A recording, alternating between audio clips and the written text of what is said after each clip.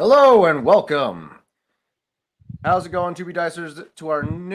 Welcome to our newest installment of our schedule, Star Wars: The Role Playing Game, Edge of the Empire. Our now weekly campaign instead of bi-weekly, which you can catch us at every day or every Tuesday at 8 p.m. Mountain Standard Time. You can also check out all our past recordings for Star Wars: The Role Playing Game on our YouTube channel, as well as all our other broadcasts for the Dimensional Dial, Tales of Varden, and Frontiers of Eberron. They all have their own playlists, so you'll be able to easily access them and get caught up on everything that's transpired so far in each of these campaigns. I'm your host, Daddy Tarzan, on all social media platforms. You can find me on TikToks, Instagram, everywhere.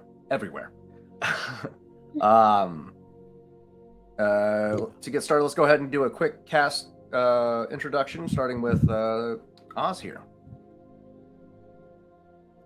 Hello, hi, I am Oz. You can find me on Son of a Ghost on TikTok. That's pretty much my only platform I have right now. And I play Rawl, the ever rambunctious, eager to fight marauder who just loves to ensue chaos. Was raised by some interesting people, and this guy right here is his brother. So yeah, I'm looking at you. Yes. So I'm excited to get this party started.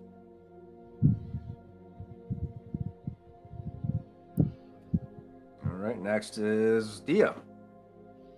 Hey guys, I'm Dia, also known as diavel.cause on all social media. I'm most active on TikTok as well as Instagram, and I've also got a little Twitter that I just repost a bunch of fan art and cosplay on.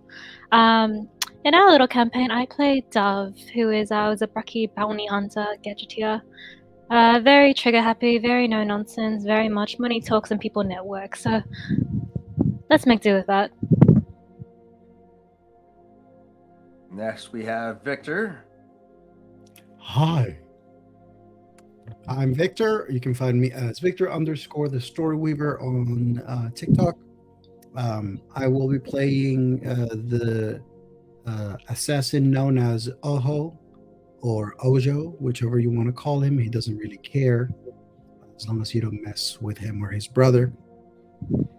And yeah, he's,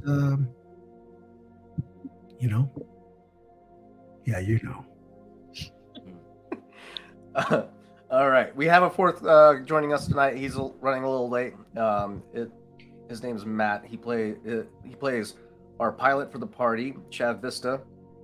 You can find him on his social media as War-Torn Knight on TikTok and Instagram, and feel free to give him a follow and pester him for more updates or more TikToks related to Dimensional Dial, because we love that stuff.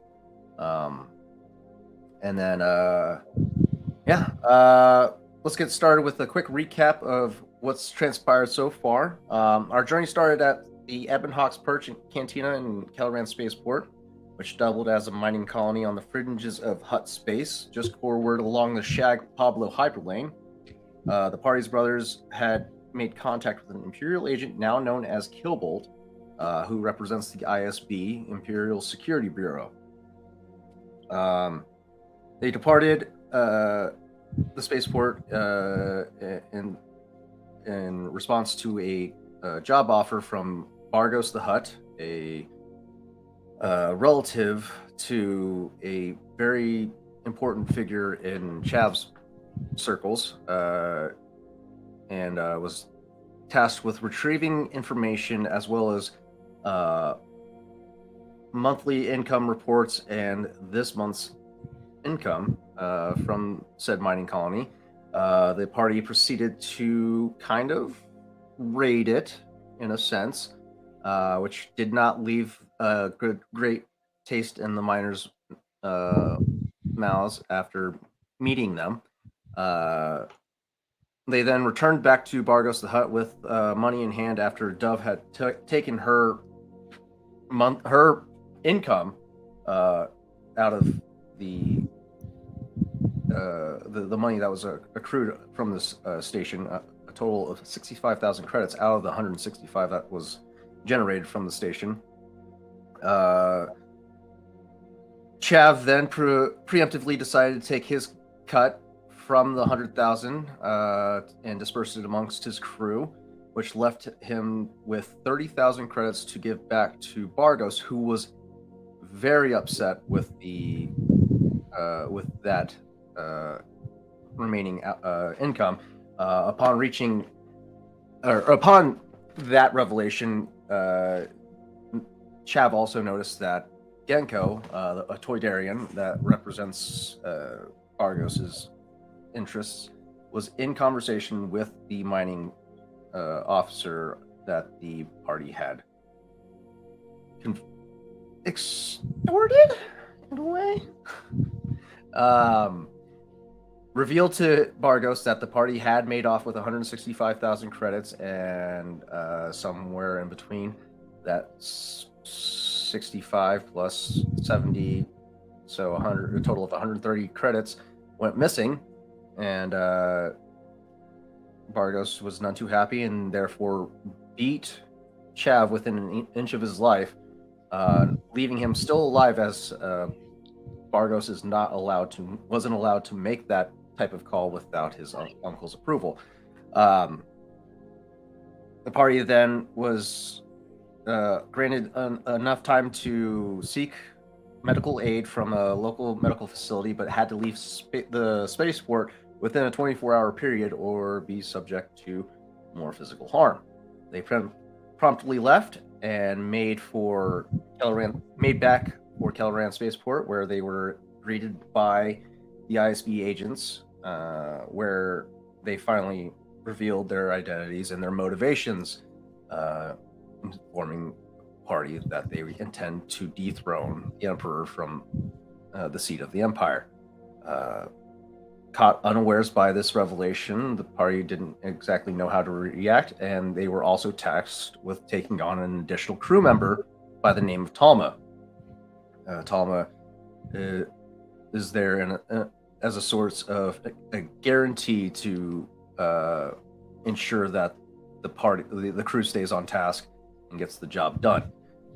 They had just departed the spaceport after receiving compensation, and have made for the planet known as Bespin, a gas giant, to which contract was put out for a heist crew to take on the endeavor of stealing the coveted jewel of Yavin. And that is where we left off. What transpires next is to be diced.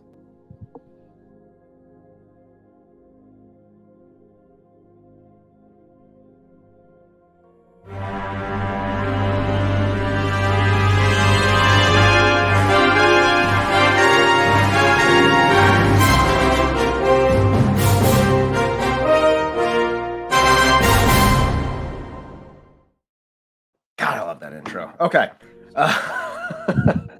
Such a good intro. Let's get started. Okay. So, this is Star Wars Edge of the Empire, The Jewel of Yavin. Its origin and history shrouded in legend. The Jewel of Yavin is one of the largest and most beautiful Kuruska gems in the galaxy. By luck or by fate, a group of enterprising individuals has the chance of a lifetime to steal the precious gem from its current owner in Cloud City. Their contact, a canny Pantoran by the name of Aris Shen, has arranged a meeting at their ship in a landing bay in shadowy Port Town. But she is not alone.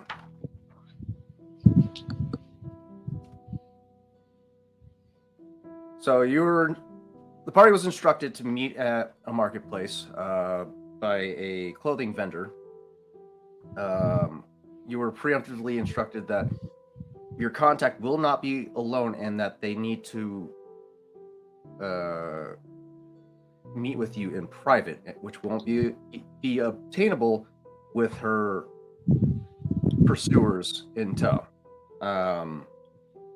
Oho, you are currently standing by the meeting point that was just prescribed in the dossier of the mission, And the rest of you, what are your positions?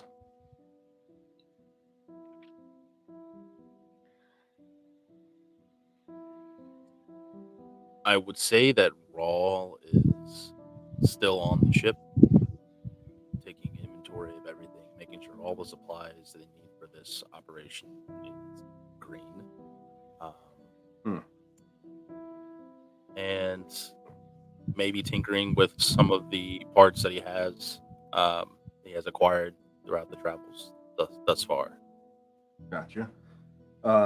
Okay, and Chav is with you on comms with Oho, getting a play-by-play and giving you a basic description of what your contact is going to look like once she arrives.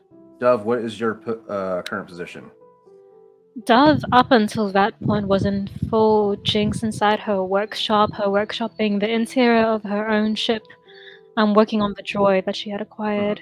Music blasting, comms barely audible, up until it was made known that they're nearing their destination, to which she'll start shutting everything down and move towards the main areas of the ship.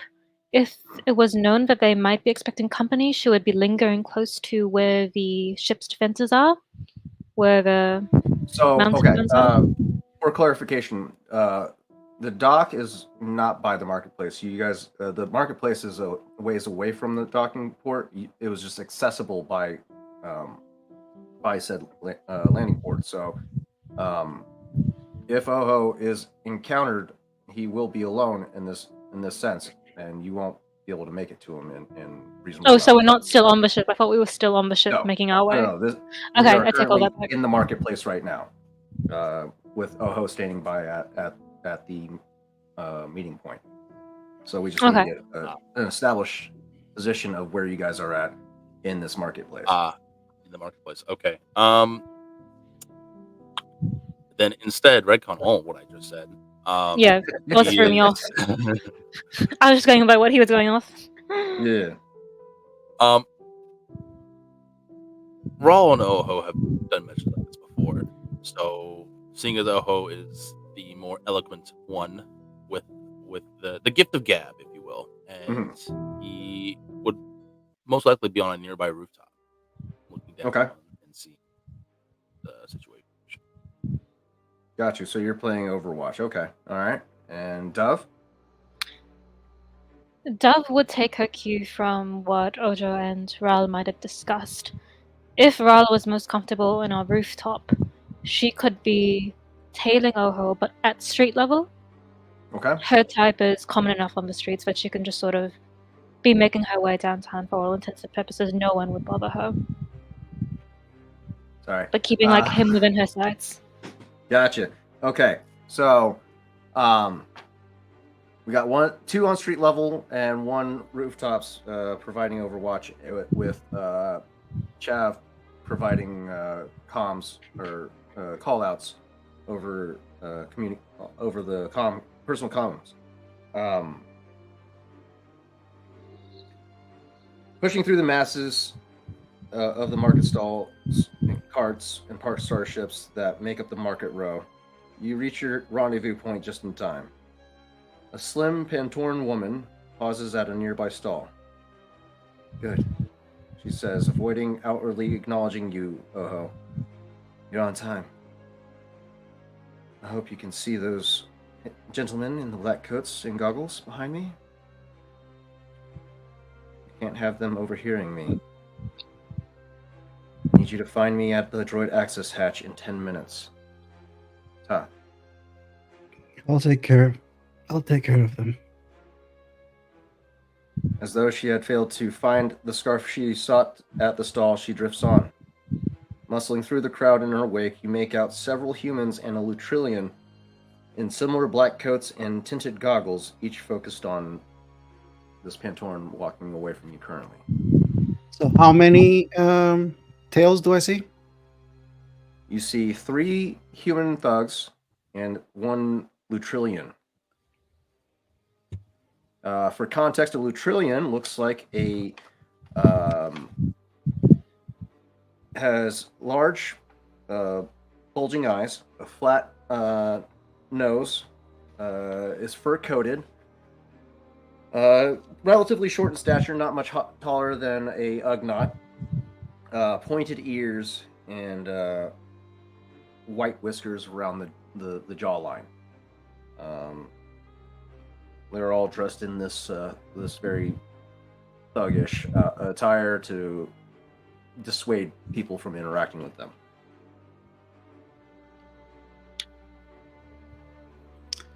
You can't pick that up. There we go.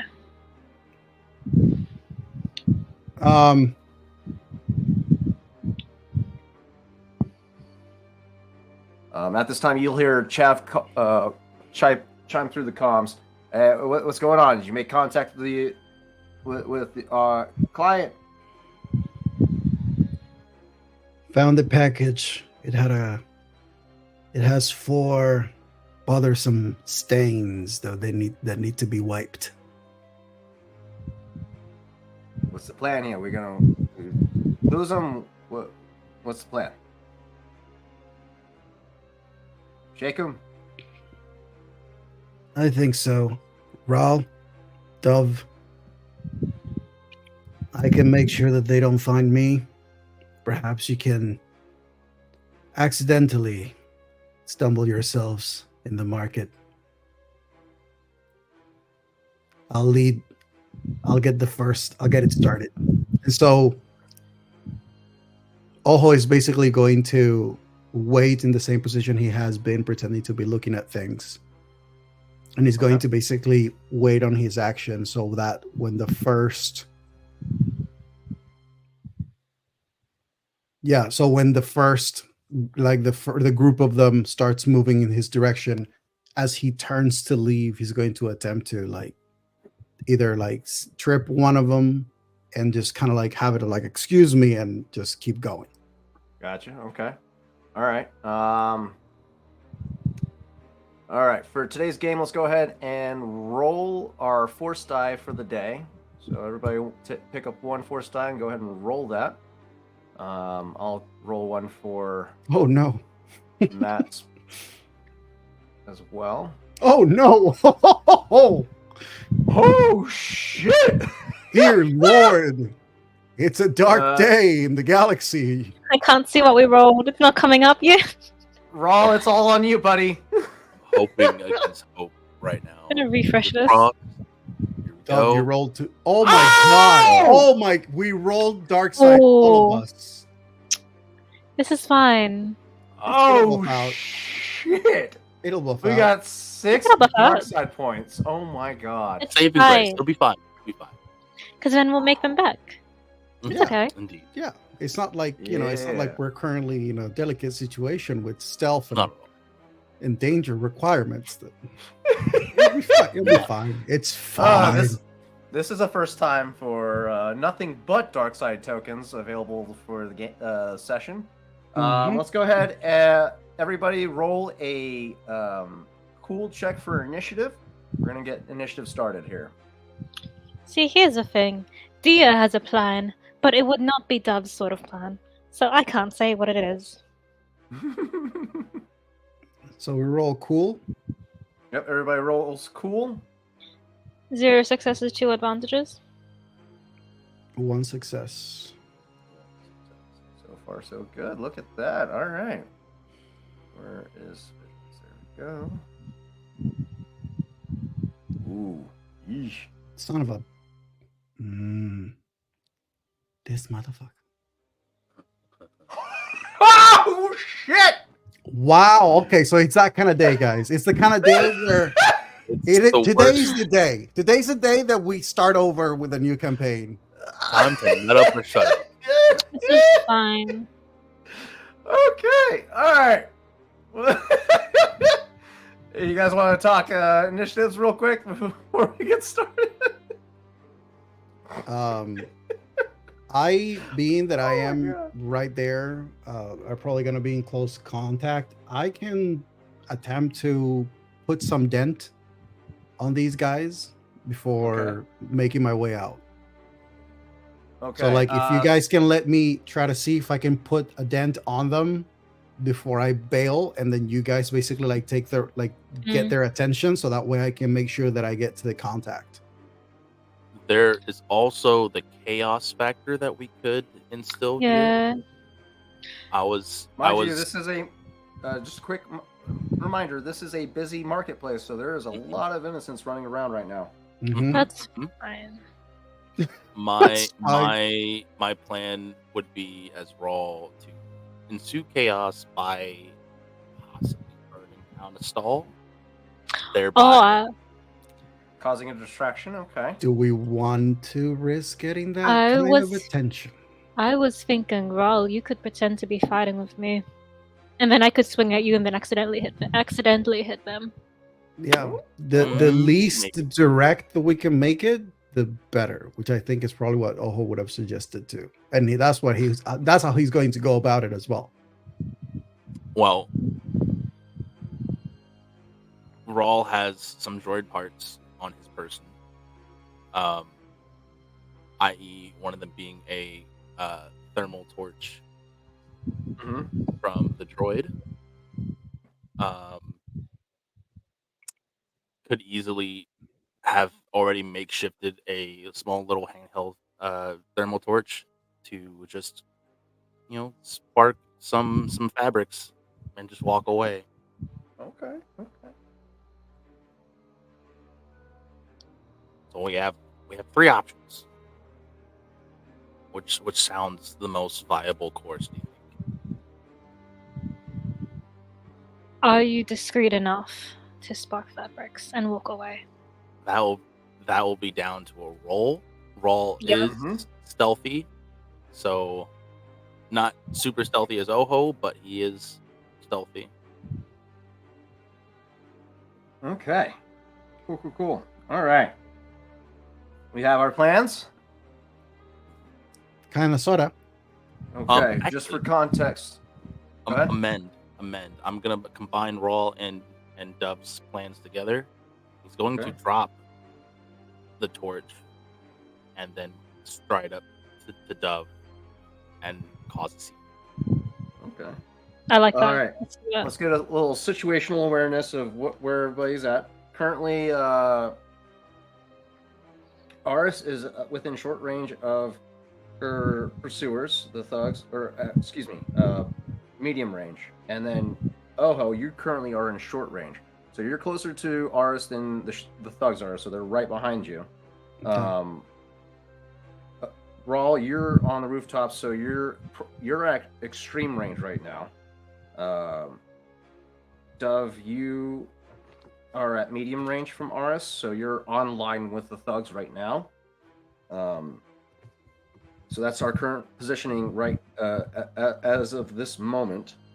Are we ready to get this round of initiative started? Question: how tall is this rooftop?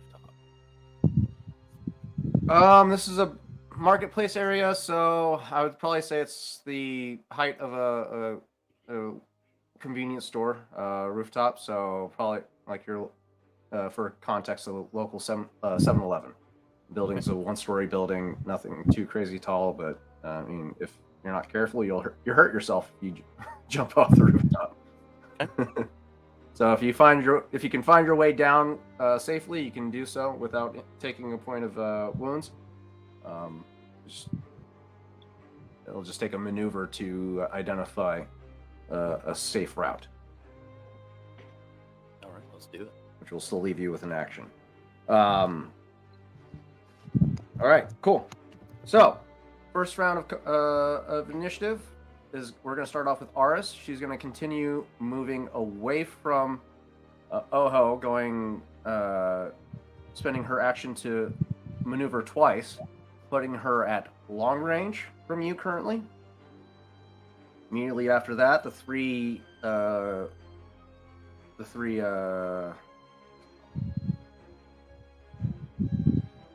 what's this button do? Oh, that's initiative. Okay. To be clear, we don't need to kill them. We just need to get them off her, right? Right. You just need to. She just needs you to help her lose them. Okay, we can do that. That was Someone tell that Dub was said.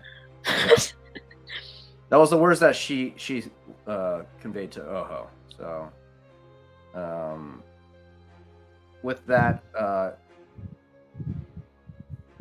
the Latrillian is the one that pushes just past you, following in quick pursuit of Aris, hastening their pace. So, Oho, you watch as this stout alien creature move past you in a hurried pace, trying to keep eyes on Aris.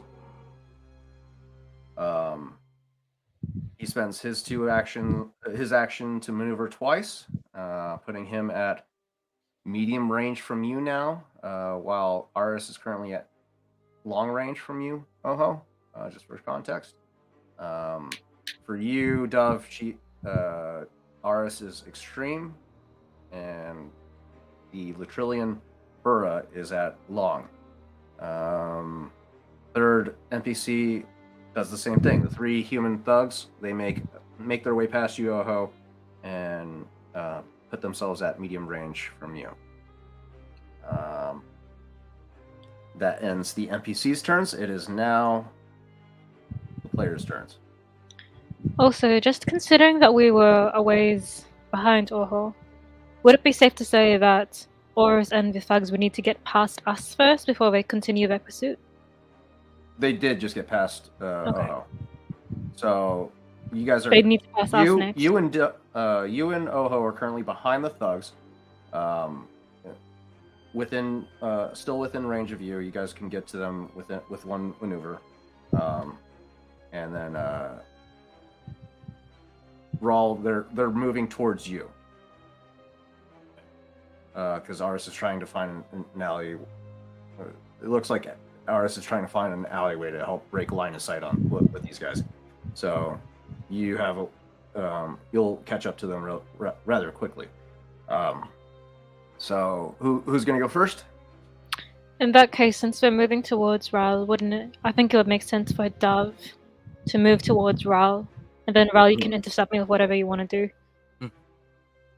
Okay. Can I ask, these market stalls near us, what are they selling? There's a bunch of clothing stalls. There's a food stall selling exotic fruits and meats. There's a news vendor sells tabloids and sorts, and it's anything you can think of in a typical flea market you can find. Amazing. Which one of those stores look like they're selling something substantially more like valuable? Like if something went missing, who would be causing a fuss about that? So there's going to be closest to. It's actually going to be right next to, or right across the way from Rawl, by the convenience store. There's a jewelry stall set up. It could be easily assumed that these are relatively expensive pieces of jewelry that were assembled by hand. So that would be your go-to if you were going to make a big scene with stolen goods. Dove is gonna clock that and move towards that stall and be like, "Hey, I think that Latrillian stole a few of your bangles. Did you see that?" Okay. All right. We're doing let's do. This is you interacting with the vendor, correct? Yeah. Okay. Let's go with a deception check. Hard. Hard deception check. Let's see. Pray. It's gonna be 4 threats. You're gonna have to beat. All the stars. 1 success, 2 advantages. That's gonna be no failures, so that's good. You succeed. Okay, so you succeed at the cost of 2 threats. Interesting. Okay. Dove, what would be a success with a cost look like to you for an encounter with a vendor like this? They'd probably ask, like, why would you point it out? What's it to you?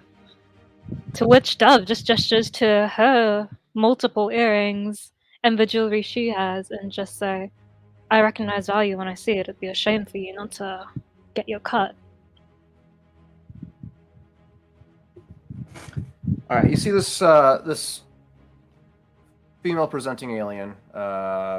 It's a Qualish, very squid-like in appearance, tentacles protruding from the face, horns on the side of the cranium. Her slit eyelids, or not eyelids, pupils, slit pupils, hone in on you, trying to discern your intentions. But the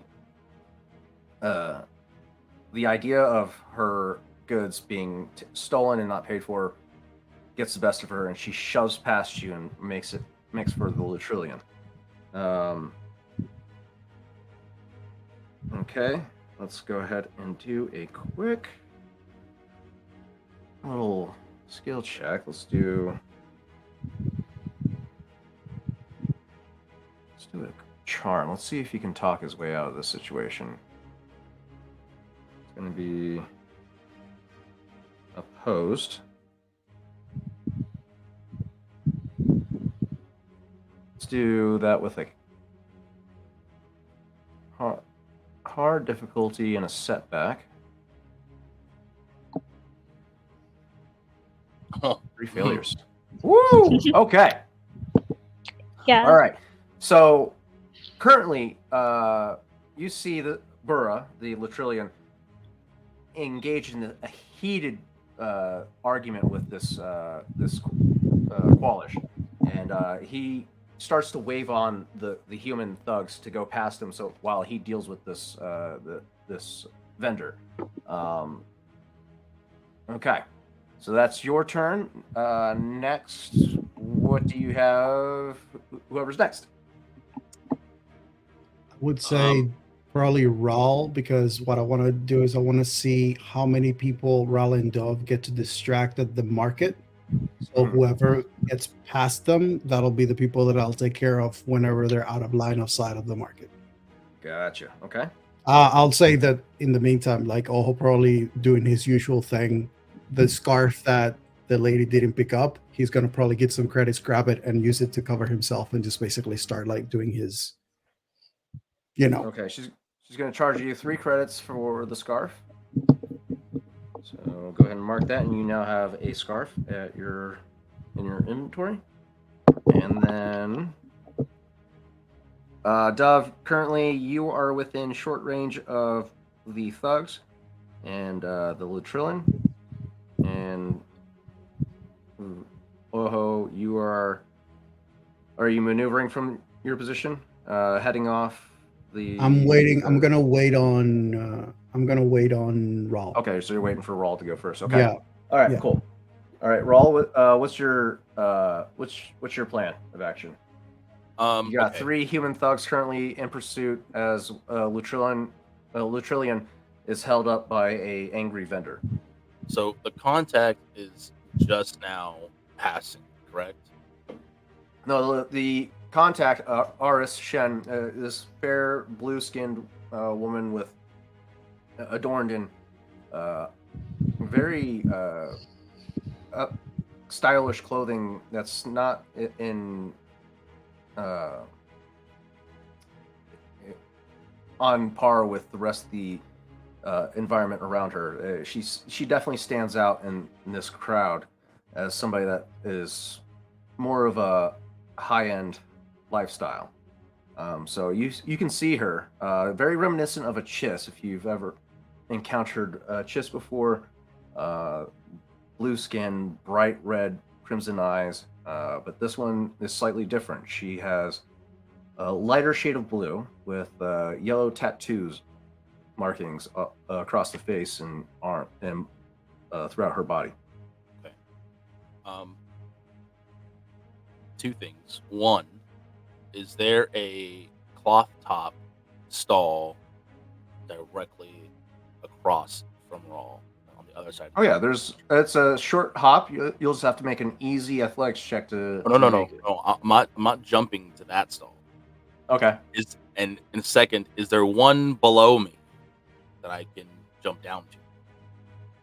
As you look over the edge, there's a vending machine that's probably that cuts the drop about halfway. So it's probably your best bet as to as a way down without injuring yourself would be the quickest way, jumping down on top of the vending machine. Okay. Rawl is going to ignite the torch, and as he sees the commotion going on and heads are turning, he's going to stealthily try to chuck the torch onto the cloth top stall across the way. Okay. Synonymously jumping down to distract him from the arc of the flying object. Okay. All right. Go ahead and give me an average athletics check to see if you land the torch on top of the overhead of the stall. Oh, it's a lot of advantages, but no success. How There were successes, 5 advantages. How would Maybe that the- advantage pay off for you? At the you weren't able to land it on top of the cart, but what other added benefit would come with a flame torch flying through the air and not hitting your intended target?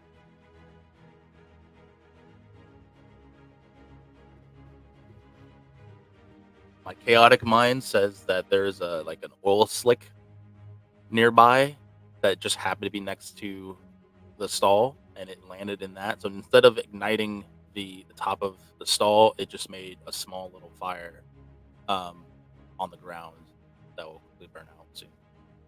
Okay. I wouldn't say an oil slick, but there is a leaky fuel line. That's nothing too great to cause poisoning to any air-breathing creatures. So the torch arcs past the cart, lands on the ground, skids across, over by a heating lamp of sorts. But that heating lamp doesn't have the best of seals, and there is an air of flammable gas currently hovering in this area. The torch slides under this gas. The flame barely licks the fumes and ignites, and you just see a giant fireball go. No damages caused, but it does break. Well, let's see. Let's do a quick perception check by these guys to see if they maintain their composure. Let's do vigilance. It's going to be a hard difficulty with a setback, given that there is a fireball that just went off and would grab anybody's attention. But I'm going to go ahead and cash in a dark side point to go ahead and give one of their ability tokens or die to make it a proficiency. And we'll go from there. Let's see. Two failures in it, but one advantage. Okay. So I'll give you this. These three human thugs that are in pursuit, 2 of them do stop in their tracks and just marvel at this giant cloud of fire, or mushroom of fire, that just erupted in the middle of the market. The third one continues to press on and maintain his line of sight on Aris. So you have effectively distracted 2 out of those 3 thugs for the moment. Okay. For the rest of my maneuver, jumping down, Rawl is going to shout out to Dove. Dove, I see you, you filthy porg. You cheated me on my credits again. and he's gonna like unsheath his vibro axe and start making his way towards Dove. Okay, so you were at extreme range. She moved into medium range of Aris, which put you at long range, so you can move into medium range from her. So you guys are just a ways away from each other. If this continues, you guys would meet up with each other by the next round. All right. Next up, we have Oho. You effectively watch your team bisect these pursuers from Aris. One still maintains his vigilance and he continues his pursuit of Aris. They are currently, I think I said, long range from you. You told me that I could get to them in one maneuver. Yes. Yeah. Okay. Yeah. You'll. So then that would put you at medium range. So you're at medium range right now. You can move into short and influence from there. What's your plan of action? I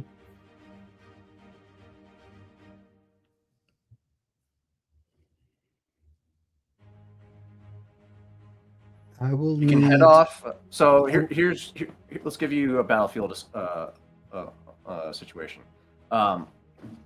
You are currently headed off by several market carts. You can see Aris directly ahead of you. She's trying to make her way to an alley of sorts to try and break line of sight. If you cut through the market, I'll give you an easy athletics check as you are fairly adept at maneuvering. That this should be a fairly easy venture for you. I'll give you an easy athletics check to navigate through this thick crowd, which will head you off at Aris, allowing you to help use your scarf to disguise her and give her the advantage to break line of sight with these thugs and allow you guys to meet up. Okay. I would still need to move past the remaining pursuer, correct? There's one pursuer currently. Can that pursuer give me a resilience roll with 2 difficulty? Resilience. Mm-hmm. Let's see. What are you trying to attempt here? You'll find out. Let's go ahead and upgrade one token to, or one these ability bastards. to proficiency. Oh yeah. I mean, he has all of them. And see how this goes. God. 4 successes, 1 threat. Our luck had to end at some point. Oof. Well, what were we trying? This is gonna get interesting. God damn it. Sorry, bud. So Oho basically keeping his head down under the hood, Mhm. reaches for a syringe and attempts to basically inject this fellow with a poison, which he succeeds to, I guess, not get. Okay. Yeah, I guess he doesn't get poisoned at all. Okay. Shit. So He gets one. I don't know if this is only if it succeeds or not, but it's in the description. It's kind of hard to understand because it says that each thread generated causes 1 additional strain damage. So okay, he generated 1 threat, so that's 1 strain on him. Okay. Cool. So this is what's going to happen though. Oho, because technically speaking, he's still injecting it, whether it works or not. Oho is going to be hooded. He's basically just walking, catching up to this guy, and then he just, and as he does it, he then just says, if you leave now to a med bay, you might be able to survive the poison. Okay. Okay, all right. Let's do...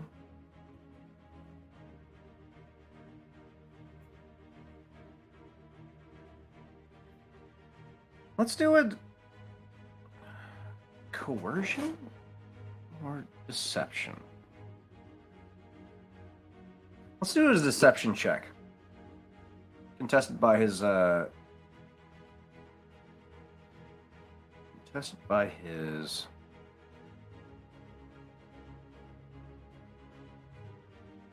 vigilance?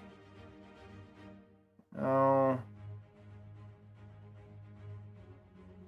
So deception. You're gonna do deception. I'm trying to figure out what his contesting role is gonna be. Knowledge, maybe.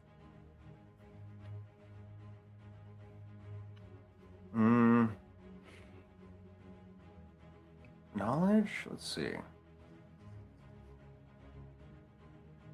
I'm gonna do survival.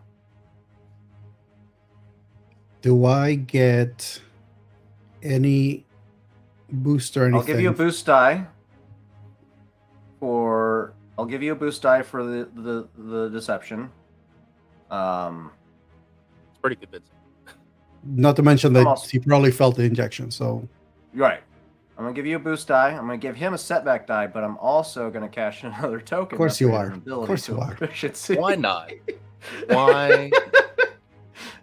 Let's see if he can figure this out. Ooh. Oh! Oh! Oh, wait, no, you haven't rolled. That's my old roll. All right, let's see what you got. oh, for fuck's sake! Oh, shit! If it helps, in my professional opinion, even if the poison doesn't work, there is also a chance that the person might be allergic to the substance regardless. So that's what you have warnings in your med chart for. Let's see. He succeeds, but you get 2 advantages with this deception. Okay, so it's a failure, but at a success. How do you successfully fail? He's not poisoned, but Maybe I would say that maybe since you mentioned the rolling the athletics what? to make my way. Okay. I got this. He starts feeling queasy. He doesn't believe you, but he starts getting nauseous just by association of poison in his mind alone. He starts getting nauseous, and you start to see a little bit of panic in his eyes. He doesn't wholly believe you, but the poison does start to take some sort of effect on him. To be fair, I don't think that I would look into his eyes because Oho would basically attempt to do that, say it, and keep walking to try to basically he would basically move behind this guy, inject on one side, like speak as he injects it on one side, and then just gracefully like move to the other, blend with the crowd to try to get to our lady, our heiress. Okay, we have one more roll to make then. Go ahead and give me a stealth check. I'm going to roll a perception check. These are contested. Again, one more token to upgrade a ability to a proficiency. And let's see what we get with this contest. Bring it on, you bastard. I'll give you a boost die with... Oh, you already have a boost die. Look at that. That's not yours. That's mine. Right. Yeah, you already got one. I got you. No. All right. I'll cool. get another one if you give it to me. Yeah, go ahead and roll an additional boost die. This motherfucker. Ah! Oh!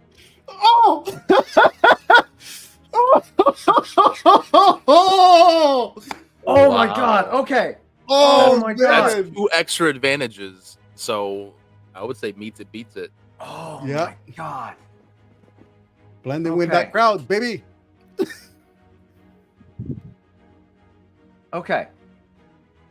He sees you for a moment, but you do manage to break line of sight with him for and in that moment he tries to return his attention back to Aris, and she is in the wind, nowhere to be found. I'll give it to you. Yeah. You effectively managed to distract him enough to lose his focus on Aris, who was his intended target to pursue. You managed to not reveal your face to him as well, this encounter was successful. Rawl and do you make any call outs at this point, or are you waiting to see how the rest of this plays out? Rawl's still going on with a charade of going Right. after Dove. But are you making any call outs at once you break contact with this thug? No, I mean, I feel like Oho currently, to prevent any like attention getting to him or anything, he's basically after distracting that last guy, making sure that Ares is out in the wind. He would attempt to do the same. So at this point is him trying to catch up. So he's basically like the buffer. He's like the guy in between wherever the thugs may be coming from and where Ares may be. So that if they're following and she turns a corner, he's gonna be before that corner to make sure that these guys don't get to her. So he's gonna be the one that moving through the crowd and through the alleyways and everything to make sure that if they're catching on, he's gonna find a way to stop them. Okay. Yeah. Okay. The next following round, Aris takes notice that her pursuers are no longer in tow. She dips around a corner into an alleyway, making for the meeting point that she expressed to you. The door access hatch. The three thugs and the Lutrilian. The Lutrilian's still in a heated argument with the vendor and is currently shoving this polish to the floor, to create some distance and start making his way out towards his objective, which was Aris. But she's in the wind. He gets upset and starts yelling at his thugs that were with him. The fireball event took place, was significant enough to break line of sight for the rest of the group. Rawl and Dove, what's your current situation? What are you guys doing at this point? Rawl is yelling at Dove. Dove is yelling at him back. Who the fuck are you calling a shoot? It's not my fault you suck at the bug. Bring your ugly mug here so I can swipe the floor of it. You know what? These people are just going about their day. Get over here. So I would I'm just say like wailing on him. that where Dove is behind the other four, correct? You guys, yeah, the thugs are currently in between you and Oho. They are currently. Oho is no longer in sight of these guys. They lost. The thugs had lost line of sight of Aris as well, and they're currently arguing with each other, trying to figure out where she could have gone. Top-down view, I'm looking tactically. In my mind, it would be Dove at the back, the four, Rawl, the fifth one, and then okay. The other. Yeah. No, there's only four of them. There's only three. Okay. So three there's only between me and Dove, and then the three thugs and the Lutrilian. They're all gathered at the center of the market, trying to get a line of sight on Aris, yelling, arguing, pushing vendors off, as the Lutrilian starts upsetting the marketplace with his bullying of this Qualish woman. They are effectively heavily distracted with their environment right now. So at Dove's provocation, Rawl is going to shove through the group of thugs, trying to like forcefully push them out of the way, possibly knocking them off balance and continuing his beeline towards Dove. You guys are staying in this marketplace? We're going to continue this charade for a little bit. Yeah. So basically, what Rala and Dove are doing, or at least what Dove is trying to do, is that she'll clock that those thugs are distracted and Rala is coming towards her. She's yelling at him, but moving in a way that sort of brings her towards some sort of alleyway, which they could hypothetically disappear off to for what most can presume is going to be a punching match. Okay. But Okay. that's going to Okay. be So, their outs. okay. I'm gonna have the thugs and the Lutrilian roll a perception or a vigilance check to see if you guys draw their attention or not. This is going to be rolled with a hard difficulty as for the thugs, average difficulty for the Lutrilian. I'll give them a setback die too to see if they do take notice to you guys. I'll take notice. Perception.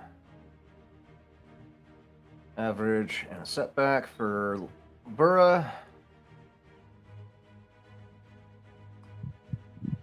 All right. Burra takes notice to you, Rawl. Let's see if the thugs do too. This is going to be hard with a setback. 2 failures, 2 threats. Okay. All right. The thugs are currently busy with the vendors, trying to keep them off of Burra as he had effectively upset everyone. You shoving past Burra in your display of bravado. Probably shoved into a stall. Like, yeah, he looks at you peculiarly. And seeing the two of you yelling at each other, he calls back to his men. Oi, keep these rabble away from me. And he starts to slowly trail you and observe you guys.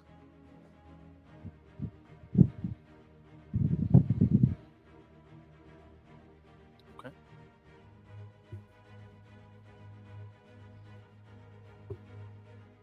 All right, how do we proceed from here? You now have a tail.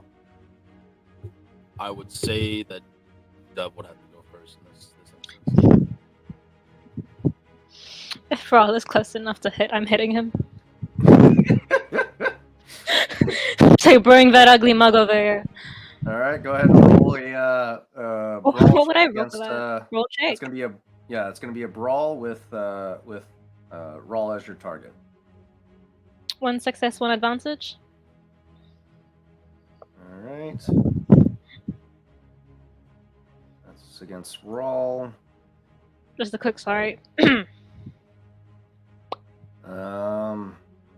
Yeah, that's Is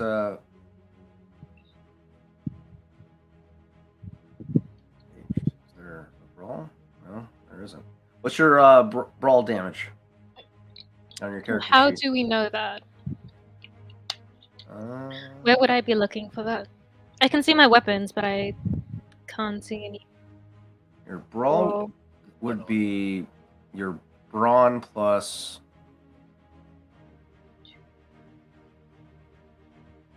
Oh, it's just your brawn. So it's 2 damage 2 damage. against your soak brawl. Against my soak. Okay, so that's just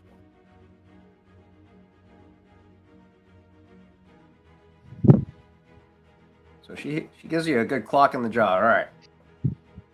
Sorry. At this time, you guys throw Zero. hands at each other and start making your way towards the alleyway. Go ahead and give me a deception check with 2 boosts, as you guys are currently trying to convince people, convince this Lutrillin that's pursuing you that this is a genuine fight and not. Blue both is of us? boost, right? Yes. The blue is one. the boost, yeah. And it's both of us? Yes. 0 success, but 5 advantages. Okay, there we Forward. go. Okay. All right, this is going to be against his.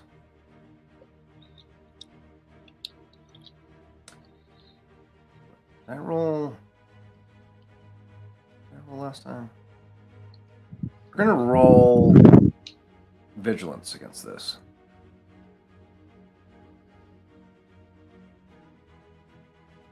One success. Okay. All right. He's still wary of you, but you guys are successful enough to convince him that this is a genuine fight. You get a sense that he's taking note of what the two of you look like. And he goes back to his men and starts pulling them out of the market. And you guys make your way into an alleyway. And break line of sight. How do you go from and you guys managed to successfully navigate this encounter. Good job, guys. All right. It'll buff out. It'll buff out. Sleep on it. Ice it. You're fine. Hey, we now have 4 light side die, guys. Come on now. Yeah, buddy. Yeah. Yeah, it'll buff out. You guys meet up with Oho, who and brief chav on the meet point. He starts making his way from the ship over to where you guys are intended to meet.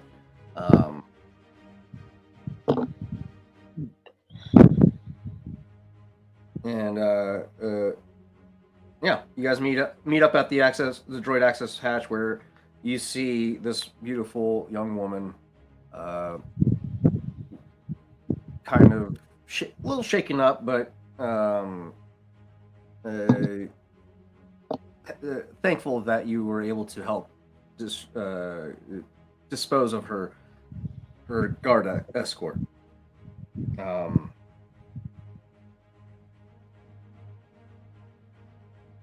Yeah, and you guys meet up with her.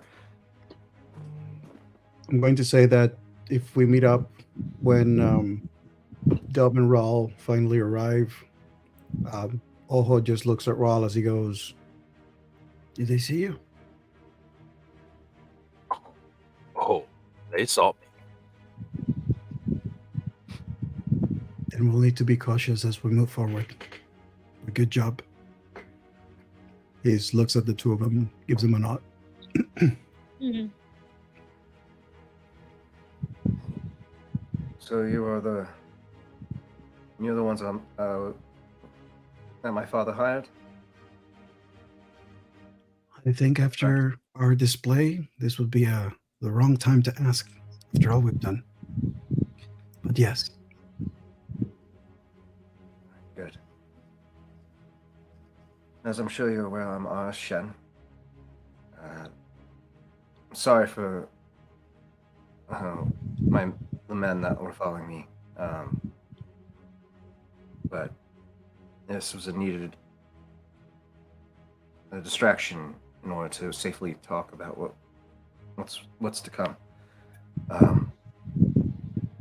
If you will, follow me. I'll lead you to meet with my father. Lead the way. All right. She leads you out of the marketplace and guides you through Cloud City.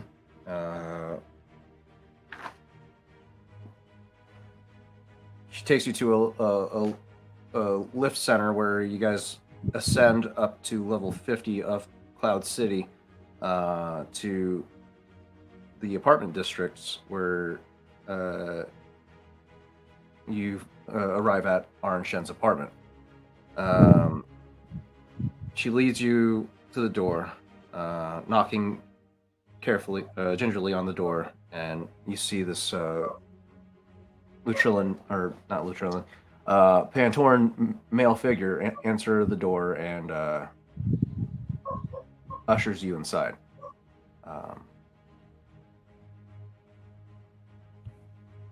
ahead and add him into the table so you guys can see what he looks like. Arn Shen, tall, middle-aged man, light blue skin as well. Grayed, almost ivory white hair. Similar yellow tattoos across the face. And let's see what his eyes look like. 1 second. He has dark violet eyes. His eyes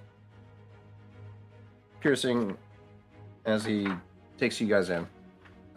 He holds out in the hallway for a moment as if to confirm that you guys weren't followed. And as you enter, the apartment is well appointed and tastefully, if generically decorated. Arnd ushers you guys into the living room that is illuminated by a light well, open to a natural sunlight, and separated from a galley kitchen with a wood-topped bar. There's a hallway that leads back towards the restroom and 2 bedrooms. And once you guys get settled in, Arnd addresses you guys. I'm pleased you came. The middle-aged Pentoran man, dressed in elegant blues and maroons, says, "You have been recommended to me as people with a certain set of skills. I have a job offer for you, a scheme that requires those skills. What I'm about to propose is illegal, confidential, and could be somewhat dangerous. And if you're successful, could pay out tens of thousands of credits, perhaps more. I think you'll discover it's well worth your trouble. Are you interested?"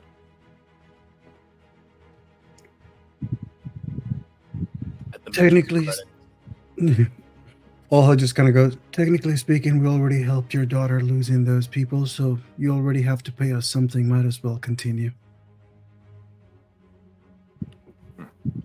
at the mention of credits, we'll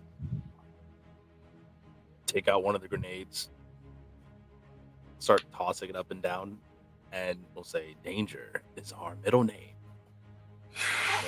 and stow it again. Olha just looks at Ral like, Ral, just. You see this? This is why I usually work alone. A chav chimes in. Forgive my eccentric men. He lives for this type of danger.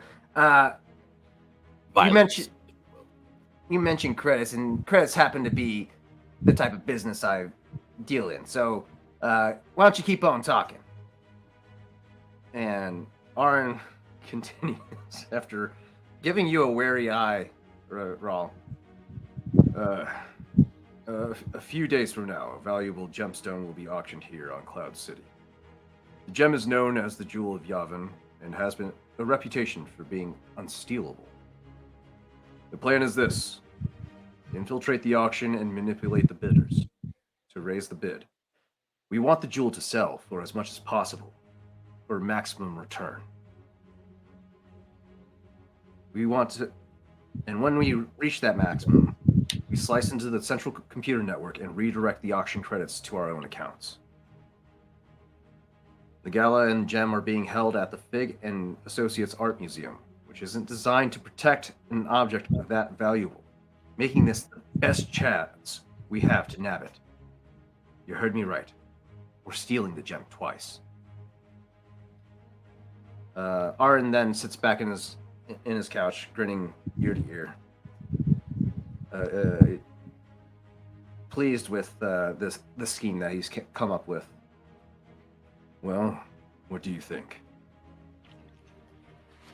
This is so fucked. Anyone else know about this?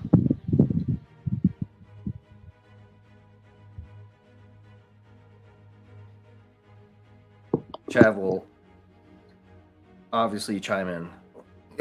How much are we talking here? What's the cut? What's our percentages? To which Aaron gestures to his daughter. Aris and I will split the winning bid equally amongst each other. That means we will be splitting this pot. I'm assuming 6 ways. There's only 4 of you, correct? 6 ways is one way to put it. As the captain here, he just looks over at Chav, likes to take care of his share.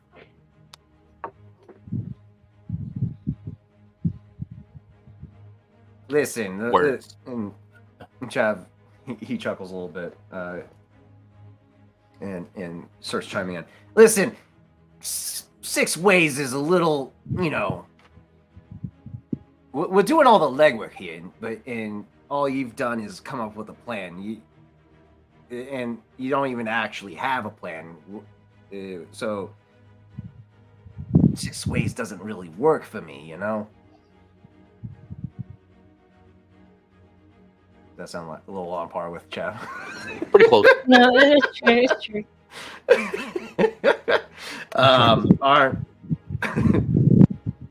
Aaron, a little put off by this. He's, mind you, the gem that you will be stealing will sell for a lot more once we have it in our hands. We can talk the final payouts once the heist is pulled off.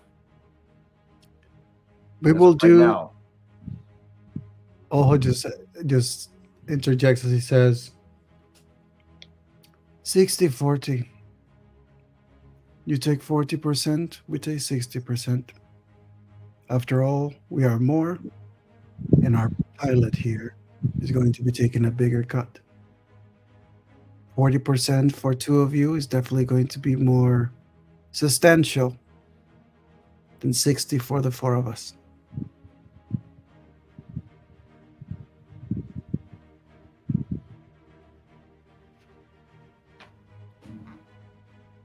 You haven't even heard the full plan yet.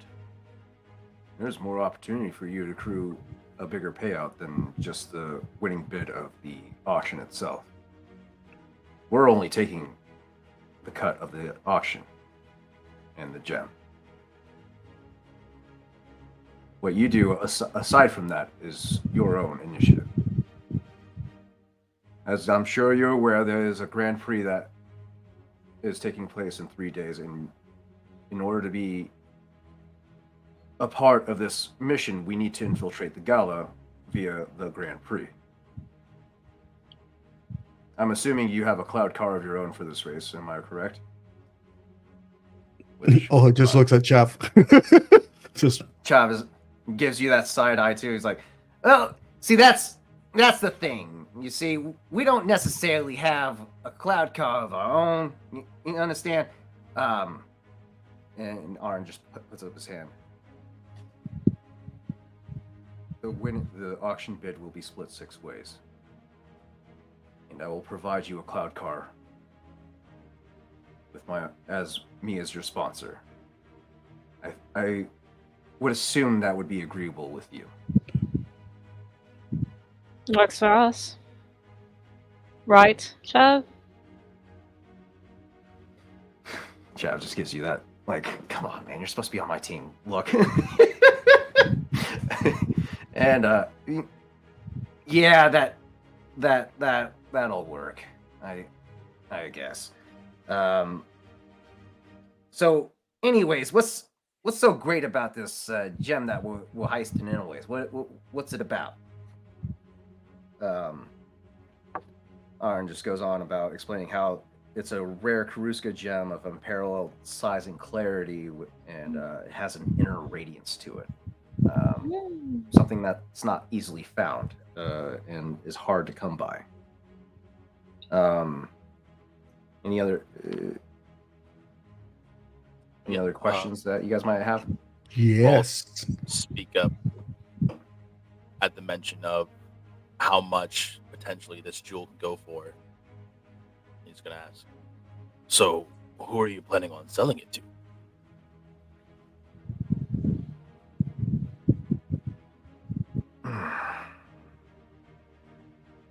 There is no legal market for a gem of this particular variety. We will have to sell it on the black market. Oh, we will. And that will be dependent on your contacts and networks. So the value of this gem is immeasurable at that point. Remind me again how many others know of this plan? Aside from us? You two? Who else? The only people that know of this plan are the people in this room. And I'm assuming your benefactors. Dove looks around Yes. the room. No bugs, no guards he's dropping on the doors. Go ahead and give me a hard perception check. They want professionals, they pay for professionals. Can I roll a perception check myself? Yeah, go ahead. What do you say was the difficulty? I already rolled the hard difficulty, you just gotta beat it. 0 successes, 2 advantages. 1 success. Oh, hell yeah. That just beats the advantages. Nice. Sweet. Okay. So you don't get too much out of it, but you can tell this room isn't fairly used, or this apartment itself isn't used very often. There's a collection of dust in certain areas, as if it hasn't been tended to in a while. The normal wear of a home, that's not present on the couches that you're on, the table before you, so on and so forth.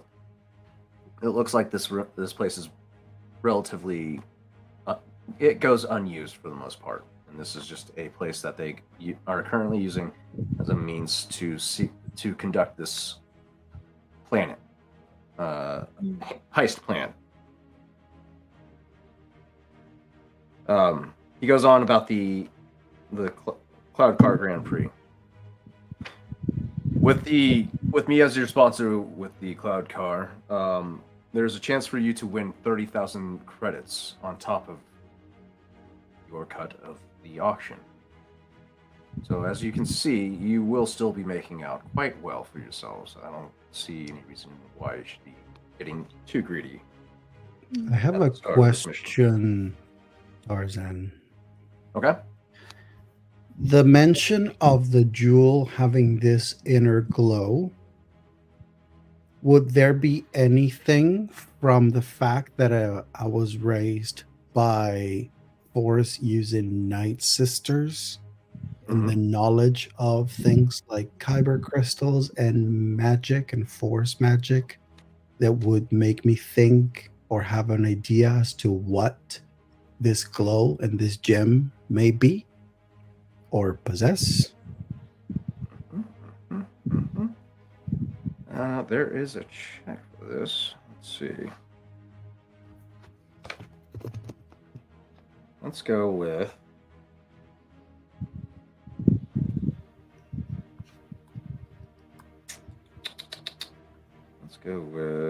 a knowledge check. Lore. Can I roll for that too? Absolutely.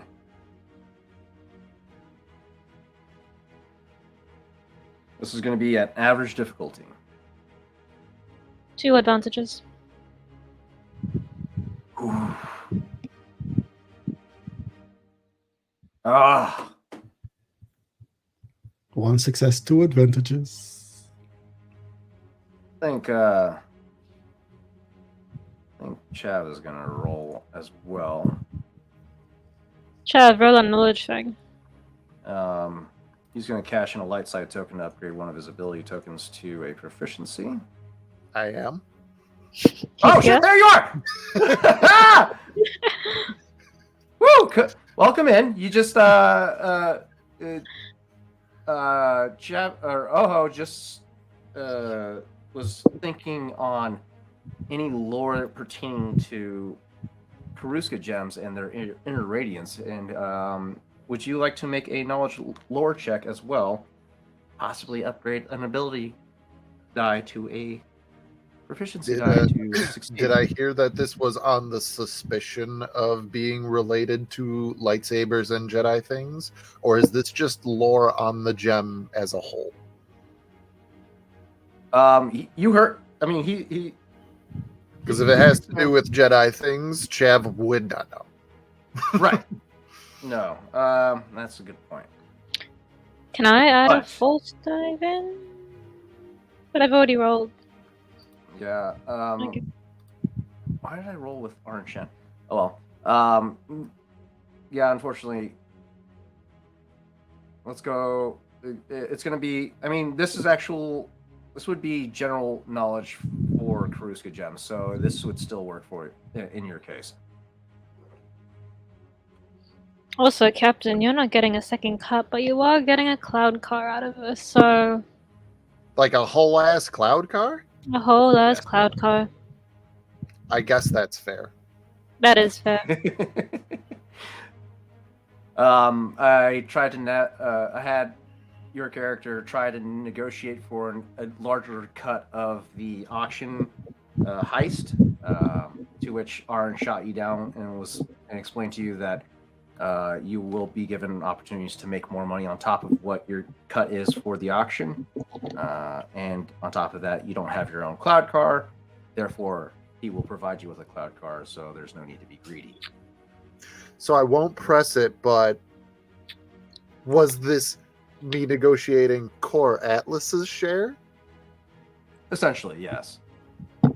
Oho attempted to actually make it 60-40 because of the fact that Yeah. we're more people, but Right. then the RN basically brought up that in order to infiltrate this, we're going to need to be racing in the thing, and we don't have a cloud card ourselves. So he offered a cloud card to be the sponsor, and that brought us back to splitting evens. The Go on, Dutch, conflict, baby. the conflict between wanting credits and also wanting things that go fast for Chad.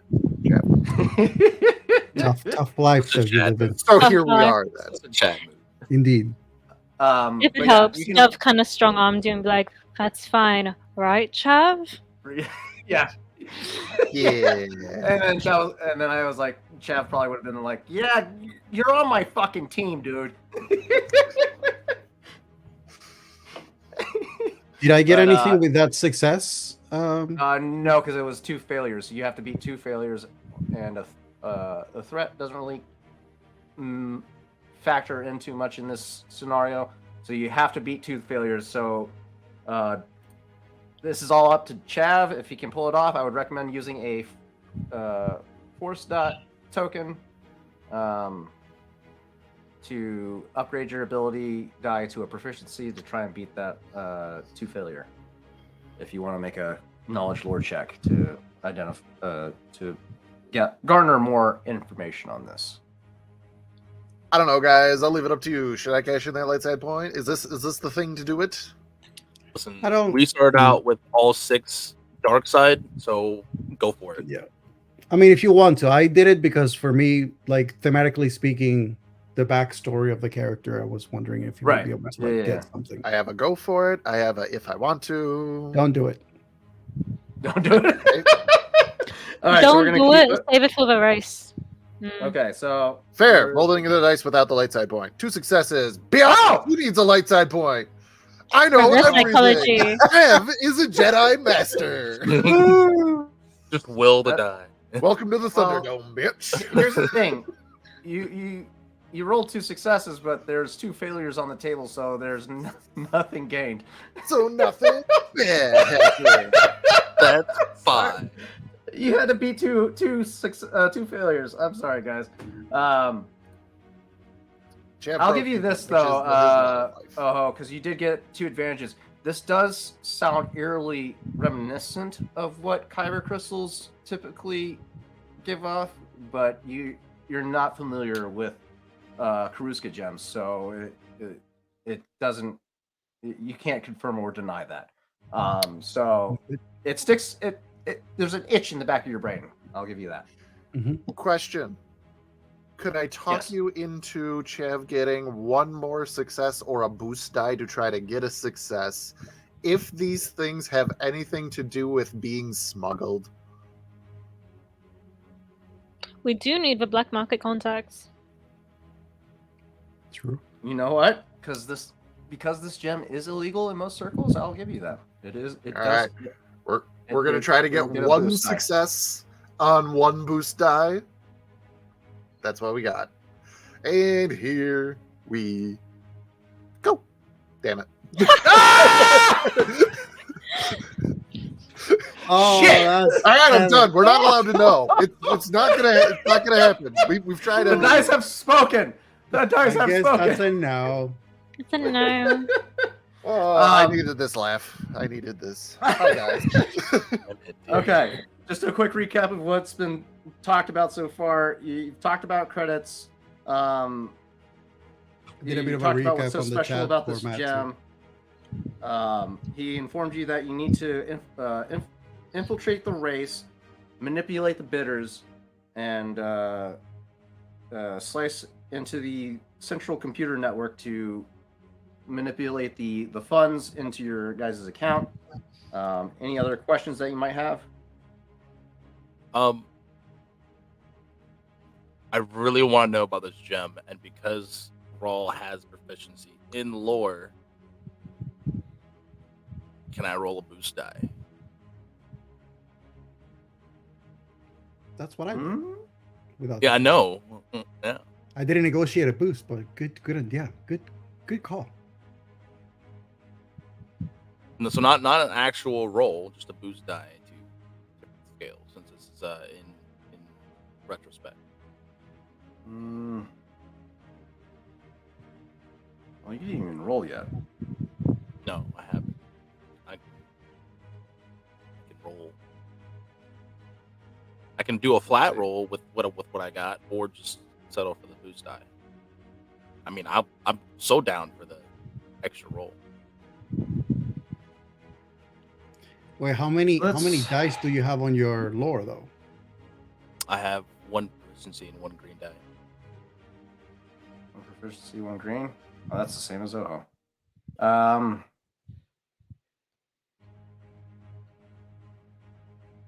I'll give it to you. Yeah, go ahead and roll lore check with a boost die, as the two With the- brothers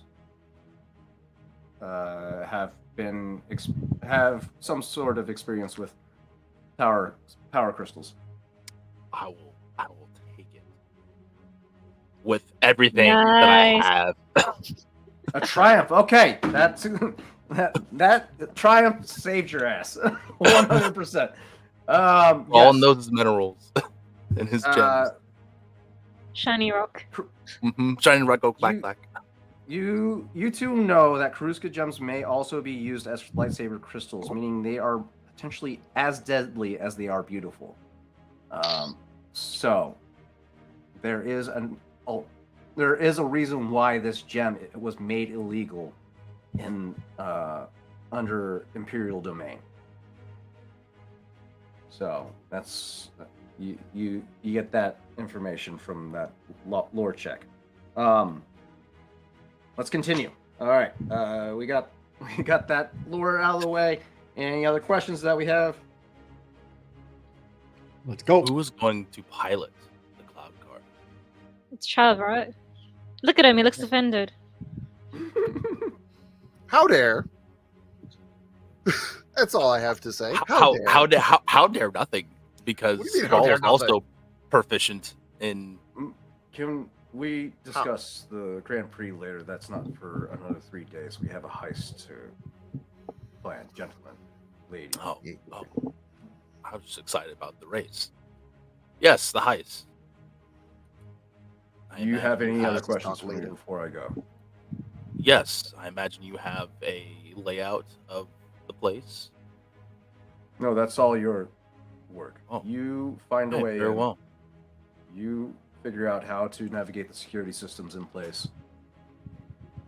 Plan your own way in and out of the exhibit. That's all on you. I'm just a middleman of sorts for you. Oh, I was just going to say, that better be a great cloud car. I got some ideas.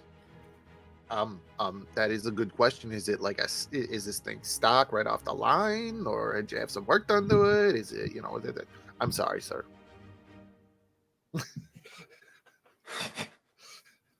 I just saw Tarzan looking slowly. It was just like, yeah, right.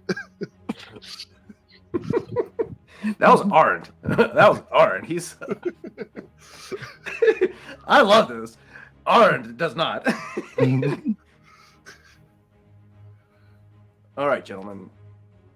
Let's be clear. You have to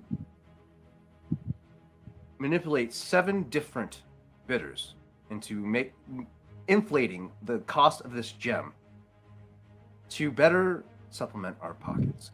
You have to find Caltho the Hutt, Shreya Ordasa, Mil Makir, Pas Perdura, Zekra Fol, Eliza, and Vors Tabarith. I need you to be on your game. This is not a joke.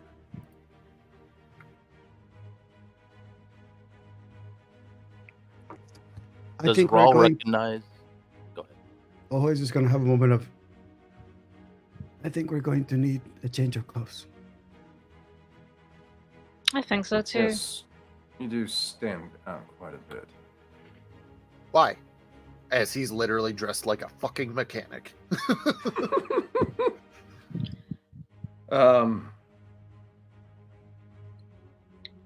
Yes, you just figure out your own way in. This is everything from here on out is on your shoulders. I, on the other hand, have appearances to keep. So if there's nothing else, I will be departing at this time.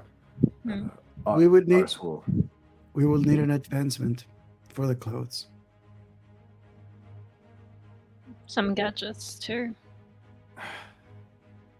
And you see this- possibly some firepower. What do you take me for? I'm no middle market. I'm not a black market for you. You just stated that you were the middleman. No. I'm a middleman for the information regarding the Karuska gem, known as the Jewel of Yavin. And now your beloved cloud car that you're so enamored with. You have your sponsorship into the race. That is your entry point into the gala or the auction. You have homework to do, gentlemen. I would assume you'd be more interested in taking care of the immediate problem as opposed to worrying about attire and weaponry.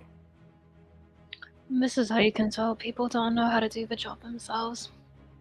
Dub is going to say to Chav. Question for you, Tarzan. Of those names, other than the Hut, does Dove recognize any of them? Some of them are fairly prominent members in the Imperial Senate before it was dissolved. Senators. Fun. Mm-hmm. Oh, Joe, I have Aware- an idea. Go ahead. Oh, Dove said Ojo, she has an idea that you might be useful with for... Oh, We'll just talk turns after. to you. Yeah, gives you a nod. Our worries are our own, middleman. I Should suppose. you be discovered, know that you will be completely on your own. Fuck this up, and there will be no one there to bail you out. When is there ever? How's it pay? Okay. At this time, Arn will stand up, straighten out his tunic, not tunic, suit, and start making for the door. My daughter Aris will answer any further questions that you have. I have business to attend to at this point. Should you need any guidance, please refer to her. She has quite the extensive knowledge of the black market that you are in search of. But at this time, I need to depart. Goodbye.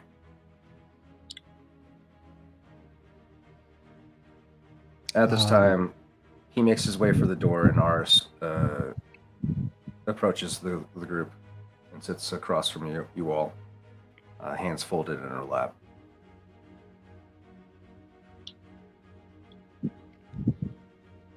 Oho is going to look at the group and say, I will step out, try to reach our benefactor. And he's going to give a look to Chav and then to Raul as well. A very knowing look to Raul. He's not going to call anybody. He's going to follow. He's going to do his thing.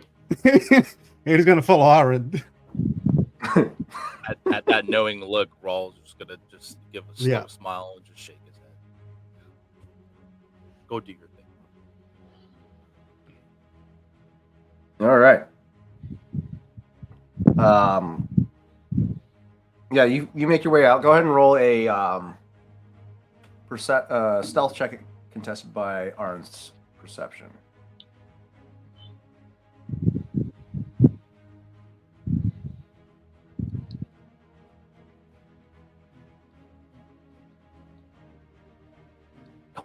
Oh, yeah. Woo! Nice. That was close. That Let's was go. fucking close. Go!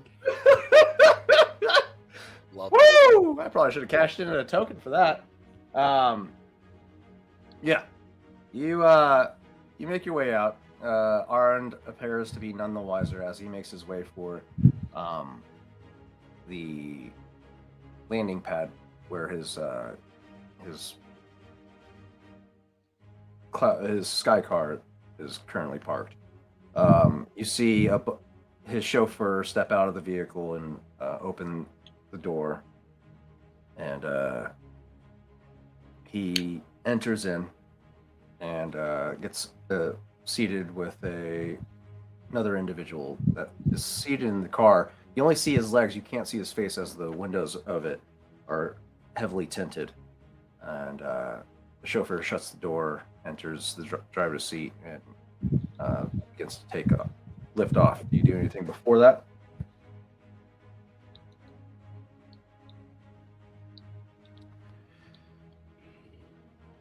I'm going to take mental note of what the vehicle looks like. If I can only see the other person's legs, I'm going to take note of whatever the footwear is. Also the chauffeur.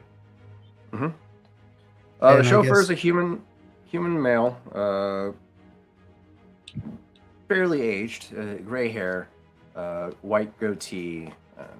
He's got a fairly decent posture for how old he is. Holds himself in a very high posture as he enters the driver's seat or driver's cabin. Gets seated. The legs that you see, adorned in a fine silk, what you could probably presume is dress pants with a black leather clogs, and you can see smoke billowing out from the cars, the passenger cab, and a couple fine crystal glasses filled with some sort of beverage inside from your position. And that's about all you can gather from your hidden spot, but you get a sense that he's off to somewhere probably bougie. Okay.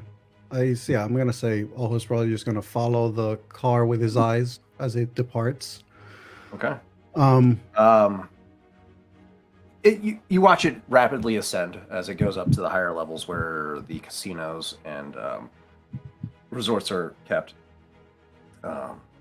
So you don't have you don't currently have a full understanding of how this city is laid out, but you can see as it ascends, the decor of the upper layers starts to get a little more showy and more refined.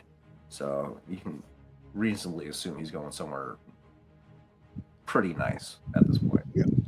yeah. After that, he'll he'll return to the group. All right. There, Aris currently quietly sits observing the group of you. You get a sense that she's assessing you, just like her father was, and is just waiting to hear some sort of plan coming from you as a whole.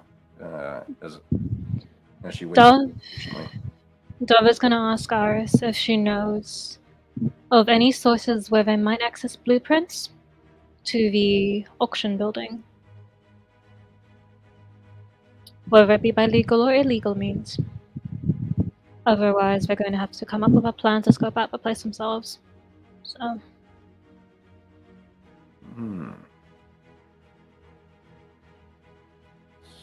So, let's see if she can succeed a computer's check. This is going to be able to figure out whether or not she can remember if there's schematics somewhere easily obtainable. There it is. It's going to be an average difficulty. No successes. I'm sorry. I wouldn't have that type of knowledge accessible. Perhaps you could find that information at the museum itself. could do. Do they have much droids around there? Have you noticed? Is there a significant droid presence of any kind? This is from my few visits to the museum. There are security droid patrols on a regular basis. The shop is manned by a droid, as well as the Tap Cafe. I can work with that. Dove is considering slapping a camera on a droid and just monitoring its patrol. Raw leans in. Do you happen to know when is the least busiest time at the museum? Sans, closed, obviously. I'm sorry, do I look like a employee of a museum? No, but you frequent look there like- quite often. You look like someone who would be cultured, but if we're wrong in that regard, then Oh, he's just going to pretty much just flat out blatantly state. So, what is it that you are good for? I can guide you to where you need to go. I have an extensive knowledge of the city.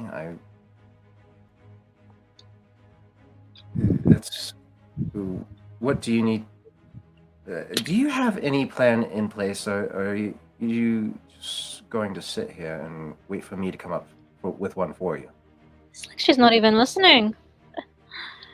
That's what we're coming up with. We're trying to scour the building. We're trying to find a source of where the exit and entry points are, but I suppose you wouldn't know about anything to do with that. If you want this to work, you have to know what you're doing, which is why you hired us. You say you know the city, so tell us about the city and what are the useful things about this city that will be useful to us on the thing that we are about to do. Okay. She takes a minute. She's gonna do a knowledge of the underworld. See what she can come up with. There it is. Ooh, she really does know her underworld. All right. Ooh. And 3 successes against an average difficulty. Oh, look at that. Okay. She she ponders for a moment as she thinks about the underworld district of the of Port Town. Under Dominic Reyna, crime and corruption flourished in Cloud City. Many of the casino moguls and government officials are still in the pockets of crime lords or are crime lords themselves.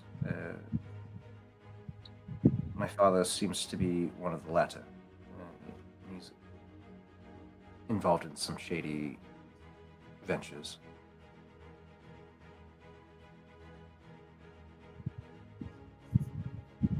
Anything else? Oh, he's just going to sigh. I think we should go see some interesting things at a museum.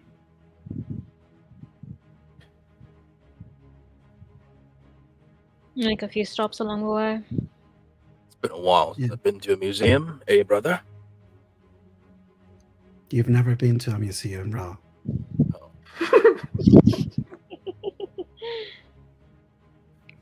Well, first time for everything. To be fair, never is a long time. He's not wrong. Just so we're clear, my husband's men didn't see you, did they? Not me. Rawls just kind of looking at the ceiling. Vos Taberth is my husband, and he is one of the bidders you will have to manipulate.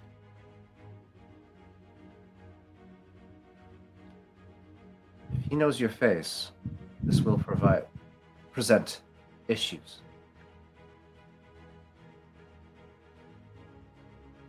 There's ways around that.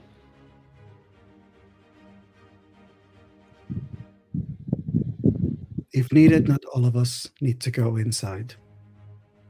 We will still need to have preventive measures should things go south. And what do you know of the current owner of the Jewel of Yavin? I suppose this is when you decide to prove yourself useful. So you know nothing. Okay. Well, the current owner of the Karuska gem is Mars Grayson, a commissioner in the Imperial Trade and Commerce Authority, and an example of why everyone hates Imperial bureaucracy here in Cloud City. He also happened to be the ruin of my father some time ago, and this heist of sorts is an attempt of payback, as it were. It's a revenge plot. I love it already.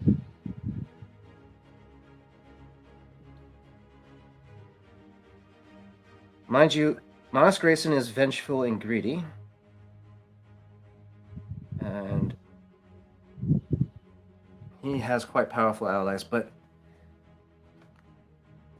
I'm sure you'll be able to navigate that. And there is reason to believe that his security might not be entirely too dedicated to him. So there is a weak point in his armor that we should exploit.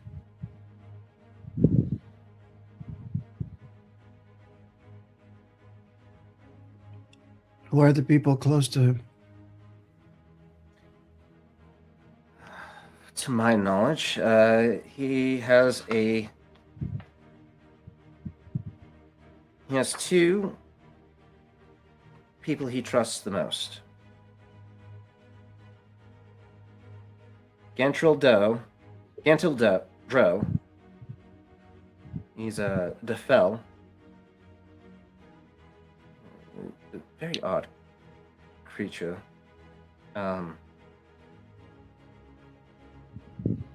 As well as Burnaxis, a skinned Corellian man walks with a slight limp. Fairly identifiable in these parts. He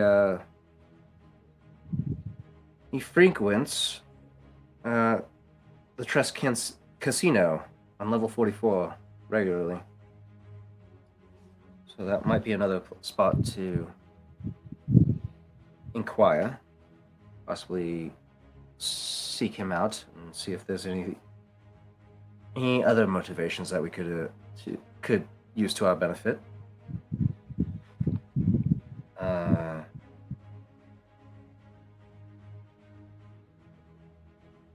But again, this mission is going to require the utmost discretion. Any previous encounters, I'm assuming, I don't even know who any of you are. Chav, I'm assuming you are the leader of this group. Captain would be most likely title. Oh, Captain Chav. Okay. What's your first course of action? What's the plan here? Where do we head first? You have 3 days to figure this plan out before the Grand Prix.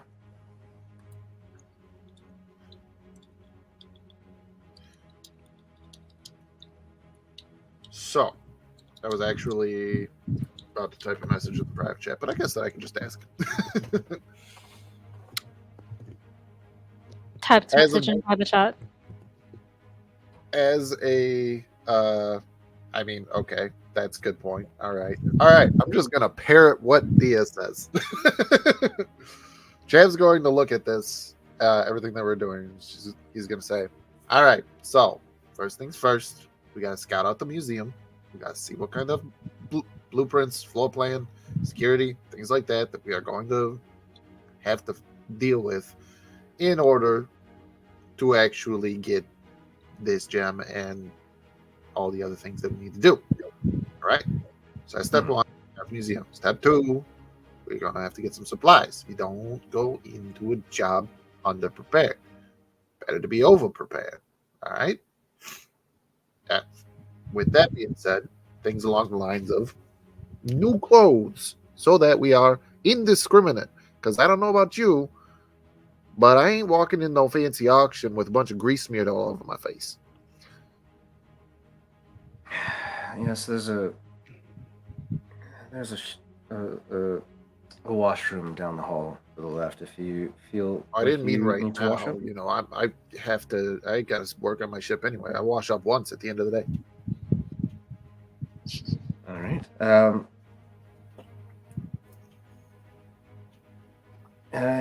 Anything else? The museum is a good starting point that will get us into where we need, in the right headspace to plan this venture. You're gonna need to chart your entrance and escape routes, determine the security strength and capabilities, Yeah. find some blind spots, and bypass security if possible. Do you plan on visiting while it's open, or do you want to attempt to break in while it's closed? We'll go while it's open.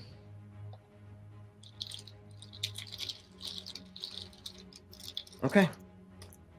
Well, time is of the essence. Should you require any more information, feel free to contact me. I will remain here. This will essentially act as our base of operations. Remember, we're on the 50th level of Cloud City. The museum is going to be a bit of a ways away. Well then, Specifically, I guess we better start walking. she's going to direct you to the landing pad where you guys reach the the 50th level, or not the landing pad, but the lift pads that navigate throughout the city of Cloud City, city of Cloud City. That will help you navigate this this town a lot faster than going around on foot, because that will take forever. More of a way of saying, let's get a move on, Right. rather than a literal let's trek through Cloud City. Because I don't know about you guys, but can't really do the walking on air thing. What about walking on sunshine? Whoa. Whoa. All right. Cool. This is going to be a great breaking point. Let's go ahead and take a quick 5-minute break while we get situated, and we'll see you guys here shortly. We'll be back.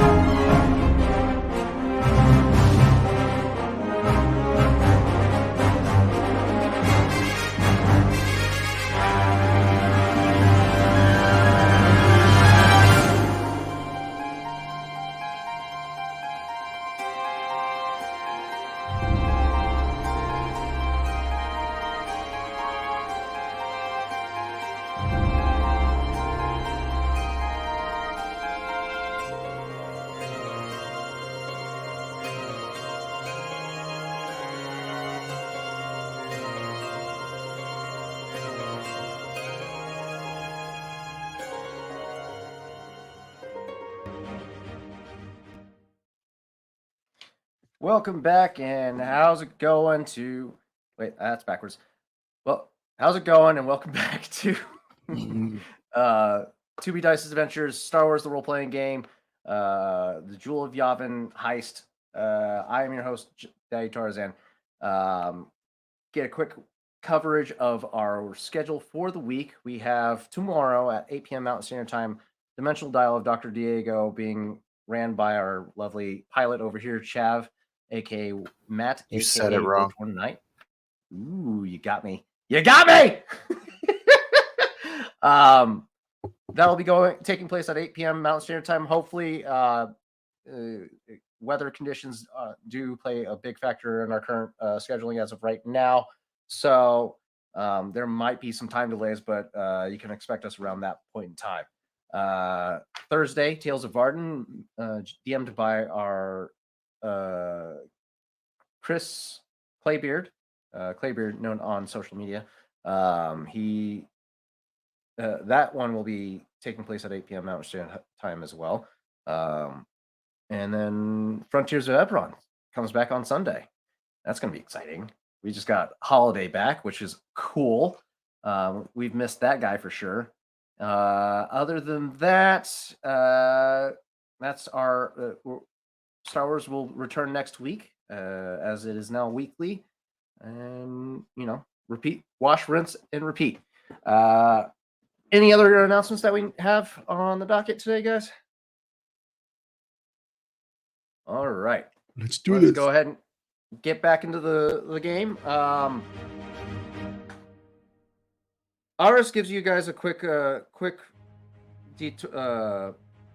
tour of the level that you guys were on, the 50th level, and directs you to the directory, where you can you guys get a generic map of Bespin itself that allows you to help navigate the city a lot faster.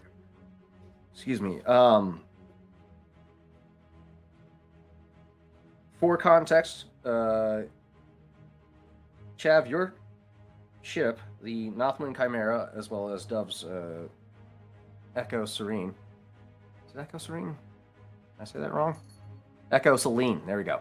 Are docked at landing pad 4, which just so happens to be the same landing pad that is controlled by Vorst Tabarith. Is that right? Did I read that wrong? No, that's right. Vorst Tabarith, who kind of runs more of a... No, you're in Port Town. Sorry, you're in Port Town. You pay 25 credits for the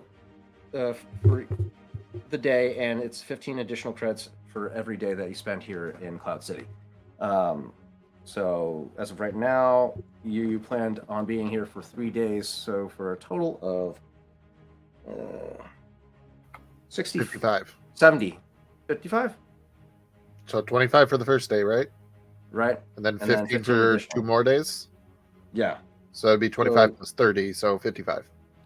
That's right. Math. 55. Autism math. 55 credits for the day. Aris would have informed you that your ship is currently docked at a landing pad that Vorst Tabarith has influence over, just for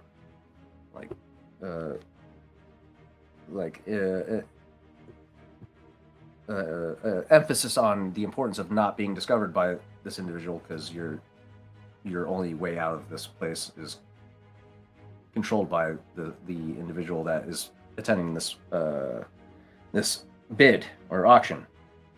Yeah. The museum is on the 100. What level did I say it was on? Too far. 50. No, we are on 50. Damn it. Yeah, we're on 50. The museum itself is on... I lost it. Where'd it go? I said it. Someone stole the museum, guys. We don't need to worry about it. Nice homework. There we go. They stole the target of our heist. They heisted our heist.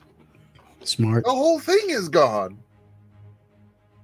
The Fig and Associates Art Museum is going to be on the. I have it right here on this map. There we go. That is what number is that? That doesn't have it. Fig Hall. Fig Hall is a public space for visitors and residents to speak about. Nope, that's not it. Negotiation. Where is? I'm sorry, guys. Give me 1 second. I had it. That's the map, right?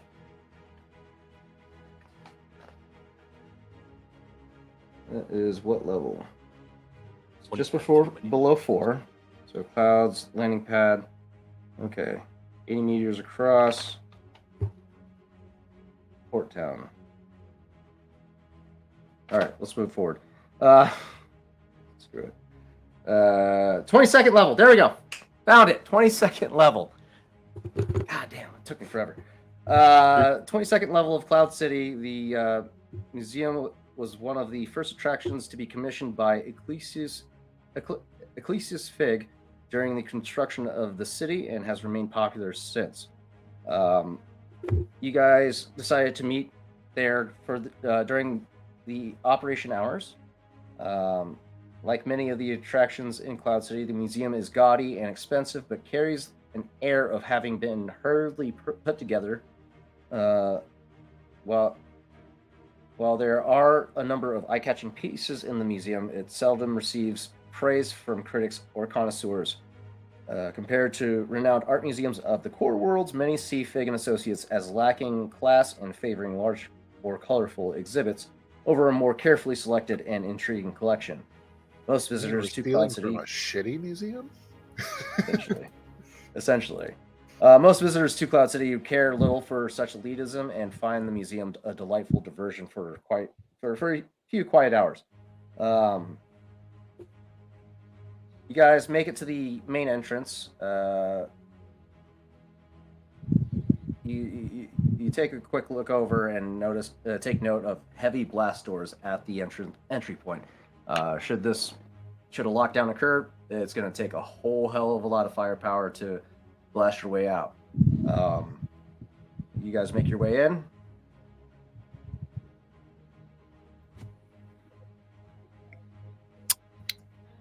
You go.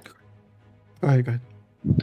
Before we go in, Dove is, like on our way down, Dove is going to ask Oro if she can borrow one of his many scarves. All hands the most recent one over. She's going to fashion that into a sort of headscarf for herself, half draped over her nose as well. Are there any market stalls along the way that are selling at least half-face goggles of some sort? You're getting into the more richer district. So there's convenience stores and boutiques along the way that you can visit to acquire some face apparel to help disguise yourselves a little bit better. Far as fuck. Shopping. You stop in a boutique of sorts. This one's more of a flashier establishment than what you're used to. Finer decor, bright lights to exaggerate the flamboyantness of the clothing that's being displayed. You see a couple of sets of eyewear that you could procure, a hat display, and a Lutrilian merchant approaches you in this fine suit, button up with a flashy necktie with red stripes across it. And he walks up to you. Hello, can I help you with your whatever it is you're here for? Yes, I was set to attend a gala at some point. I'm in the market for some attire to acquire for this said event. Okay. Do you have anything in Well- black? He scoffs just slightly. Black.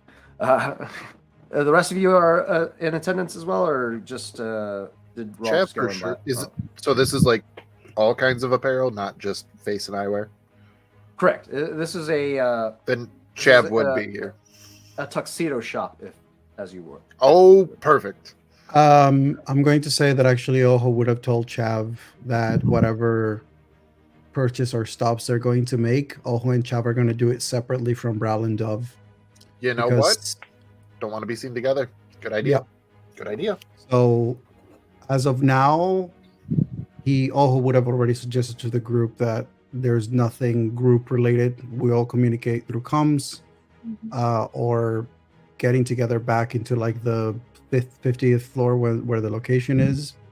But other than that, there's no. Okay. So it would be safe Cross-contamination. to assume that then Chav and Oho are currently at the museum just doing a quick surveillance while Dove and Raw do a quick, apparel Dynamo switch. pie. Shopping montage. Shopping Yeah. montage. This is fun. The two mechanics are shopping for stuff.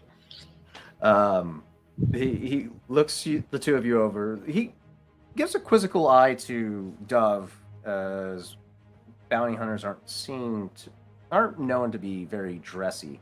And Don't look at me. I'm just here with him. I can't believe you agreed Well- to go to that place. Only the real good bounty hunters can afford to be dressy. This is not No. her type of dressy. She's Hmm. probably gonna go So- all the way to the other end of the spectrum and get a dress. She's got a plan. I've got a plan for her. Just you wait. This boutique has a wide range of sorted dresswear. Are you in search for a suit? And I don't know, a dress maybe. I have some broad evening shoulders. gown. An evening gown Three-piece would. suit for me, Ooh. if you will. And how will you be paying for this? By the way. Oh, with credits, of course. And he'll take out the version of a credit card, I suppose. If Did we you if we deposit have- your credits, or did you keep them on hand? he deposited half of them. Okay. So you do have a line of credit. Cool. All right. Cool. All right. What's half your wealth currently? Let me go back to my page. Yeah, I have 27,050. So about 15,000 credits Yeah. on the card. Okay, Yeah, so you'd have a decent looking credit card. All right, essentially. He Black. takes a look at it. Probably platinum. Black card is Okay, like you alright. have hundreds of thousands. I would say probably platinum card, meaning you got a decent line of credit behind you. It's just you got a couple. You got to raise those digits up a little bit. Gotcha. He looks at the credit card Alright, right. that you hold out. Oh, wait, that will certainly do. So, you said black 3-piece. What's your measurements here? He pulls out a measuring tape, starts taking your inseam, outseam, shoulder. He gives you the whole run. And, Oh my! Rawl looks uncomfortable as he's just sitting there touching him. Dove looks delighted at his discomfort. He goes to Uh, measure the inseam and Raul punches the guy. The Honestly, whole mission falls apart because Ralph punches the tailor, and then everybody He- gets kicked out. So not punches, but he kind of just like slaps at his hand. Hey, Lots of jewels there. This is strictly professional, so we have to get your measurements for accurate fits. I'm sorry, this Just is be careful. how it's done. It's been through enough torture. He goes through your measurements quickly. Starts and he gives you he gives you a spread of 3 different suits. One.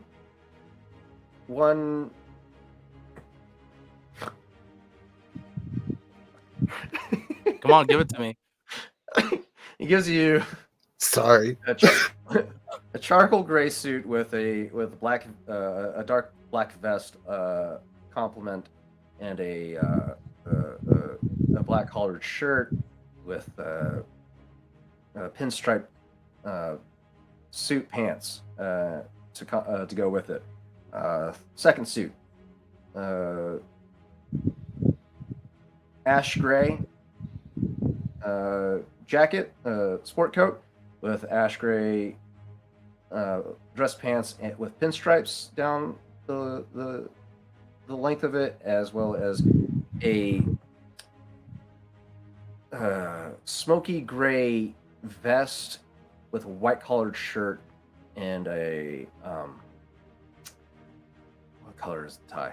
A golden checkered tie.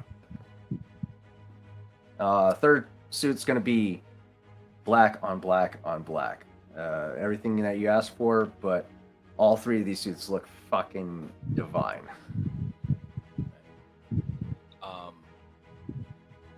Rawl is going to point towards the black on black, and then he's also going to request the gold checkered tie. Oh, okay. Gosh. Cool offset. Okay. Love that. Oh Gotta have a my little God. bit of color. Okay. Keep guessing.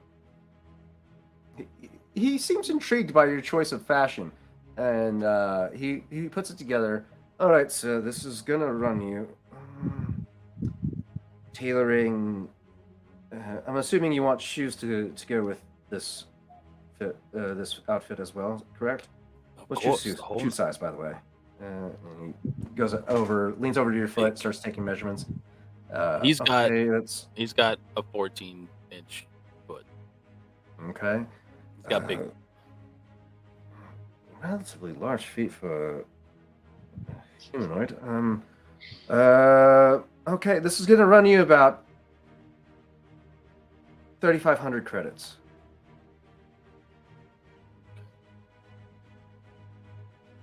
Rawl just places the card on the countertop next to him and slides it over.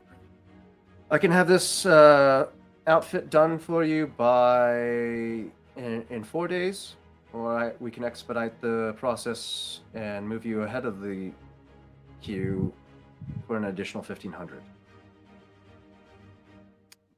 Expedite, please. The gala is fairly soon.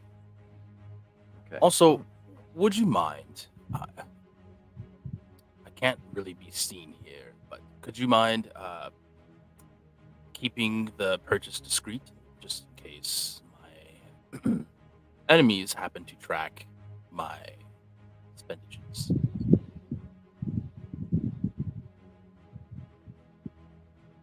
Go ahead and give me a charm roll. Okay. Hard difficulty.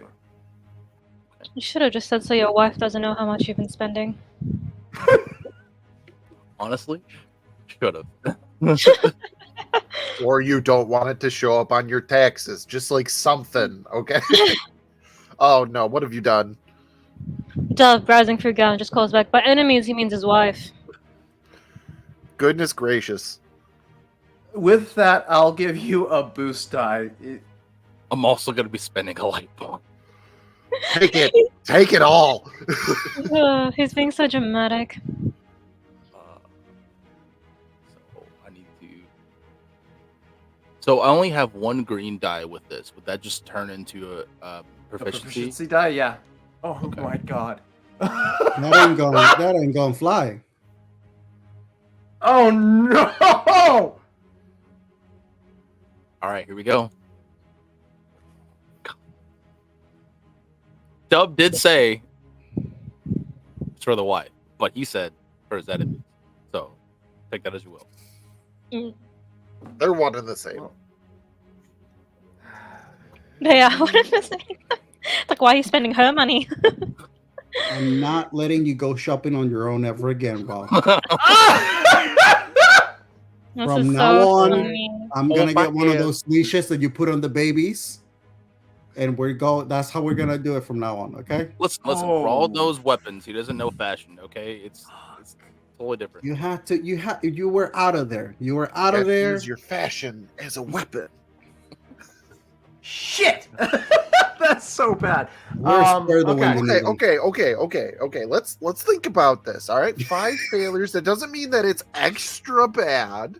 There's no threats. Oh. Right. There's Just Right. means that he doesn't there's believe. 3 advantages though. So yeah, There's like this 3 guy, the failures, lie though. doesn't work, but 3 good things happen. Yeah. With 3 failures, though. No, Yeah. it's 5 failures. That's not a 3. That's a 5. Then you're that's my point. Yeah, but that's not extra bad. It's just fail. Okay. So, okay. All right. He gives you a peculiar look. Like, why would you say something like that? Anyway, I'm sure you have a lot of enemies, so 6,500 credits to expedite the process. I will have it to you by tonight. Before By the tonight? before the end of business day. It'll be the first thing I work on as soon as this is convened. Does that sound ideal? Indeed. And if you want this to be discreet from your enemies, I suggest paying cold hard credits and not credit. Line of credit. Hold hard credit thing. Well, if I must, he just unslings the pack on his shoulder, reaches it in, pulls out a whole stack, puts it right there in front of him. Begins counting it out, making sure he's very meticulous about his funds. Exact change.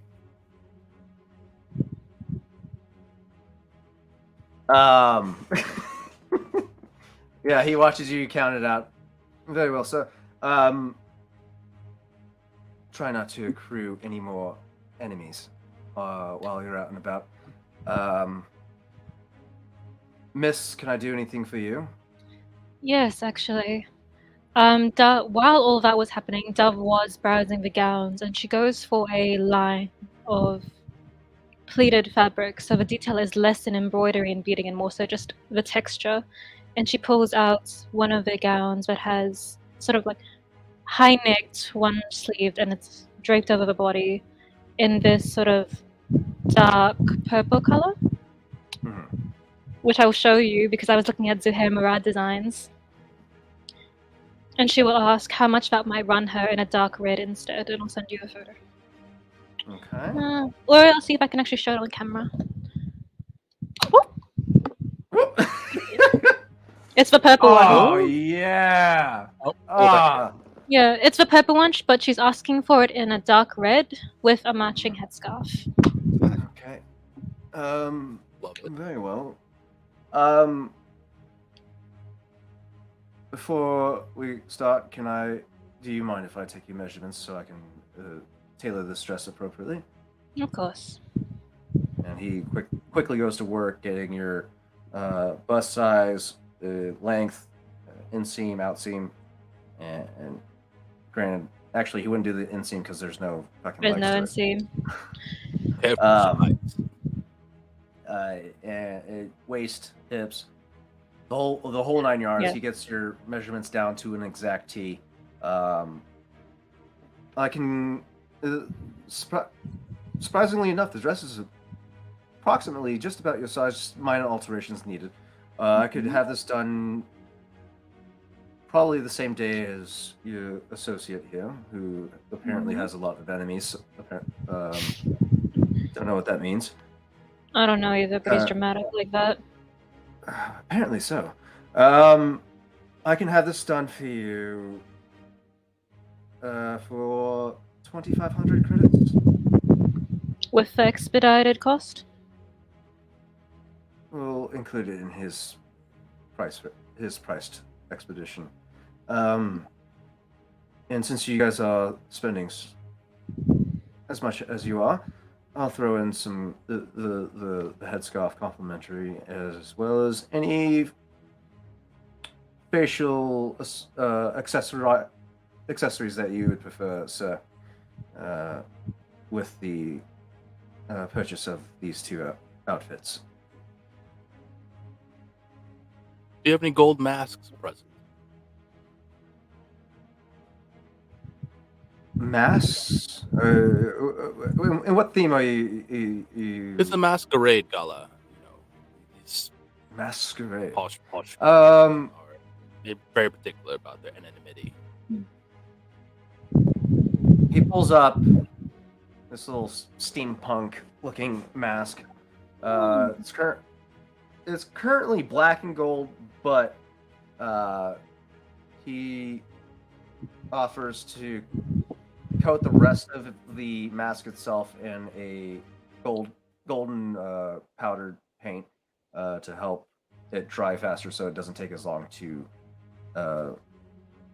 finish. Tack on an additional 750 credits, and the mask is yours. And I'll have it done with the suit.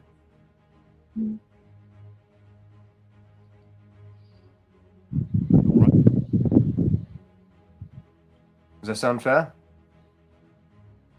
I have quite a lot on my hands at this point now with the two That outfits. is agreeable. Okay. Well, it was a pleasure doing business with you. I will have these fits done quickly. Contact information, is there a comm link I can reach you at? Dove will offer her contact information because she is a bounty hunter and she has a lot of contacts, so it's not unusual. Very well. Thank you, Dove. My name is Jasper, and I'll contact you as soon as I'm done with the Pleasure.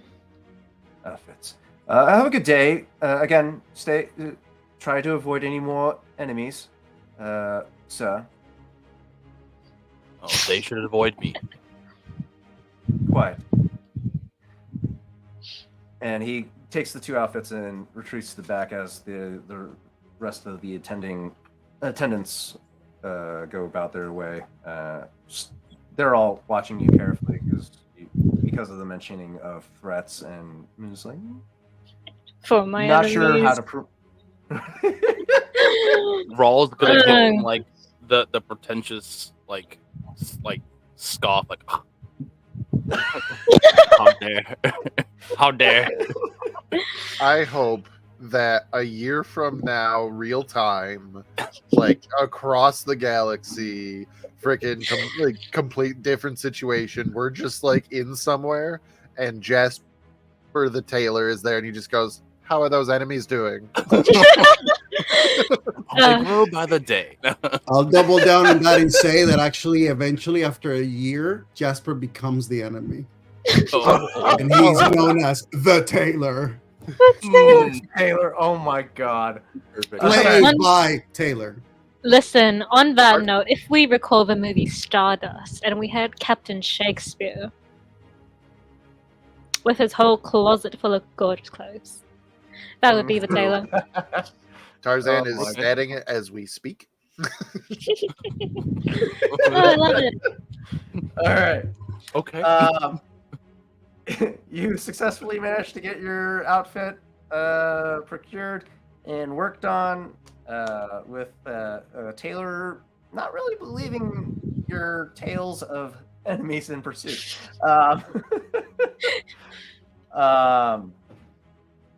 You guys meet up with Chav and Oho at the entrance of the museum. No, you don't. No. That's public. That is We publicly are- established. We're shopping. Oh, Communication only through comms. You know what? okay. So we- I have the power. Yeah, we're over That's- here. There we go. That's a good point. So you guys continue making rounds just to gather more assortments of clothing for your companions, Chav and Oho. Oho and Chav will go to you guys at the museum. At the start of this, you'll hear over the comms Rawl saying, "Acquired sheep's clothing." To Oho. All this code talk. I love Copy it. that. Scout in the museum as we speak. We'll Okay. reconvene momentarily. Keep a distance. Stay alert. All right. So- Two of you make your way in. Chav would 100% follow Oho's lead. He knows that he is the captain and he will say he's the mastermind, but he is smart enough to know this is not his area of expertise. So he will assist in whatever way Oho asks. I am going to say that Oho is going to communicate with Raul to make sure that he leaves the clothing for Chav and him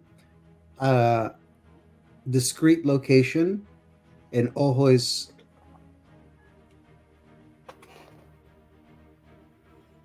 Wait, we're not going shopping ourselves? I mean we could. We can do it afterwards, but apparently we can expedite stuff to be. The thing is that I don't know that Definitely. Oho likes the idea of us walking into the museum wearing what we're wearing and then showing up at the gala wearing what we're going to be wearing. Mm. Oho doesn't like the idea that you're going to walk into the museum as a mechanic today and 3 days later you're going to show up with like super expensive clothing.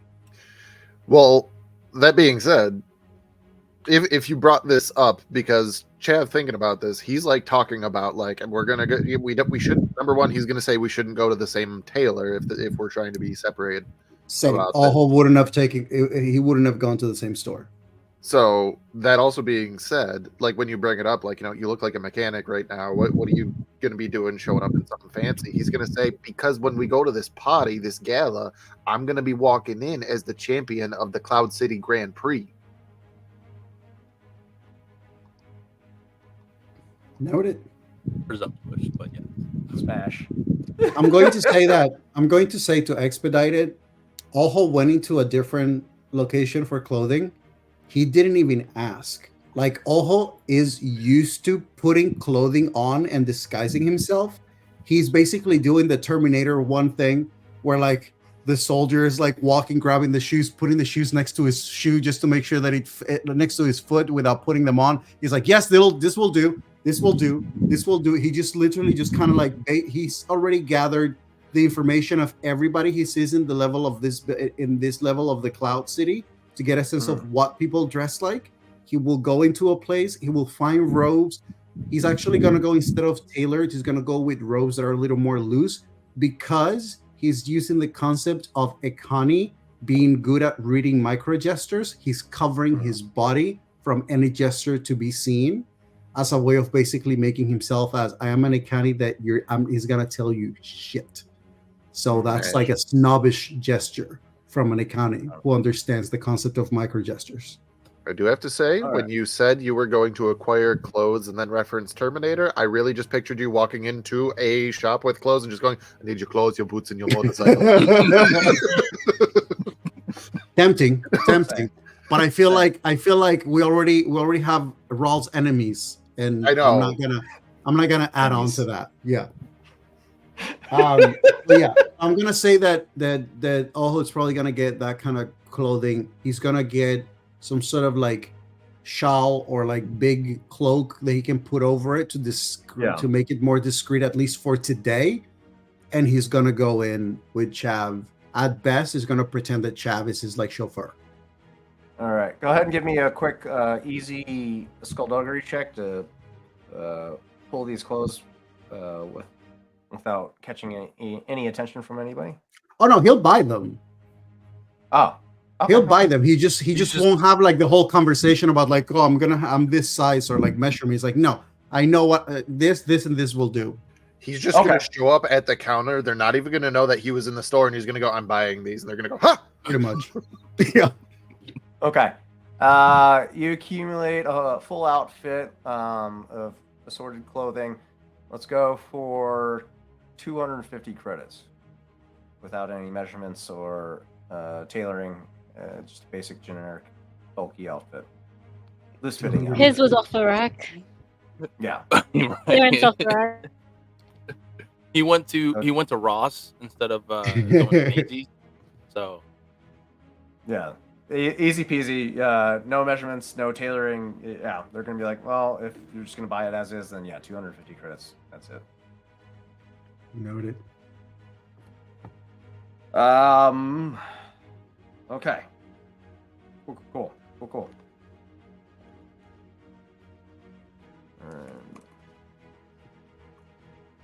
And at this point, the two of you are at the front entrance of the museum, correct? Or are we still shopping? Travel shop later. His is a quick thing. We can do our scouting stuff, and then maybe tomorrow Chav will go shopping. Okay. All right. You make your way inside. Over by the reception desk, you see a human woman running the reception desk along with a protocol droid, B7G.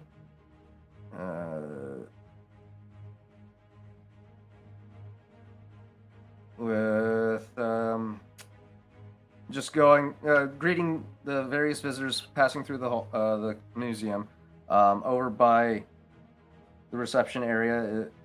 The reception area is dominated by a massive statue rendered in varying shades of dolomite, with the statue depicting a middle-aged human in a well-tailored flight suit with slick-backed hair. The inscription reads simply, Ecclesis Fig. A small and old-fashioned information console stands by the door, and a Lutrilian male with a friendly and alert expression and a gleaming silver C3 protocol droid man the large wooden table set up by the beside the electro turnstile.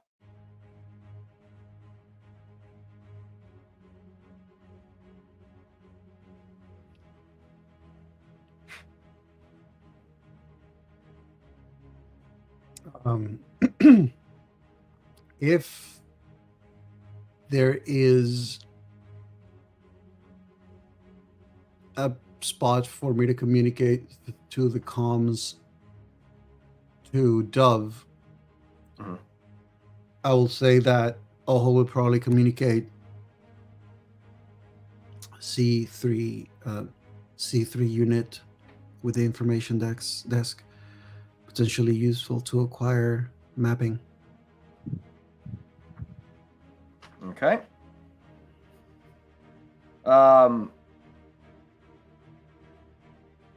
You guys approach the greeter, the Lutrilian greeter at the turnstile. All right. Yeah. Cool. All right. Greetings. Welcome to Fig and Associates Art Museum. I'm. Tickets going to cost 12 credits for adults and 7 for Ugnaughts and children. If you have any licensed service animals or droids, they can enter for free, as long as they are kept close to the owners at all times. My name is Nalith. Should you need any information, feel free to reach out to me. I'll be more than happy to provide you with any details about the exhibits here or any other additional information I can provide.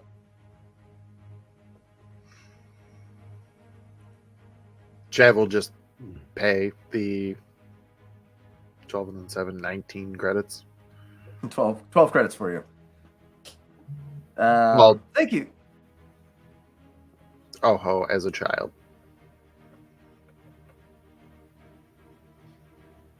Hey, how tall are you, Oho? He's far from a child. Just gonna look at it. I'm sorry, so it's 24 credits for the two of you. Oh, he's gonna add the remaining price. Damn it. I was going to try to be Not- funny. Not Your mom the says you're 14. You're 14.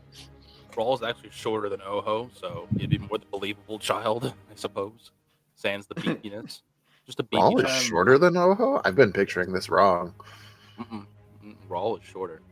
'Cause Rawl is brawny, so I was just like, right, Rawl is just a giant. No, So- he's like stocky. He's not a dwarf, but he's stocky. Okay. Well, if you need any guidance throughout the exhibits, I'm the foremost expert on all the exhibits here at the museum. Feel free to browse at your leisure and enjoy what the exhibit has to offer. He's going to keep the comm open as he then addresses the greeter. I am sure you are quite knowledgeable with all the different exhibits, but I was wondering, do you also have knowledge about the museum itself? It is such a remarkable structure. It would be fascinating to be able to understand it better. Is there a way to know more you- about it? You got like a guided tour or something like that? You kind of do that? Is that like a thing that you guys have? I mean, I can't exactly leave my post here. I have to maintain. Oh, well, not you. I don't know if you have like tour guides or something, whatever, what have you. That wouldn't be your position, your esteemed position here at the front counter. Right, quite. We don't necessarily have the manpower to facilitate guided tours, but if you do have any questions, feel free to come back here. You can come and go as you please, as long as you have your ticket stubs, and I will be more than happy to answer any questions for you. But as far as I'm sorry, what was your question again, sir? I was just wondering if there was a way to get more details and information about the museum itself. Oh, right. Since- So, like who backed this museum when it was first established? Oh, Or- I was wondering perhaps the construction as well. The architecture is quite fascinating. So I was wondering if perhaps there was some sort of way for someone with the interest in design and architecture and construction would be able to learn more about it. Right. Well, for context, Ecclesias was friends with the Incom Corporation. They were the ones that helped construct this museum back before the Empire. With that, Chav, go ahead and give me a either easy underworld check or average core world or outer rim check. With the mentioning of the Incom Corporation.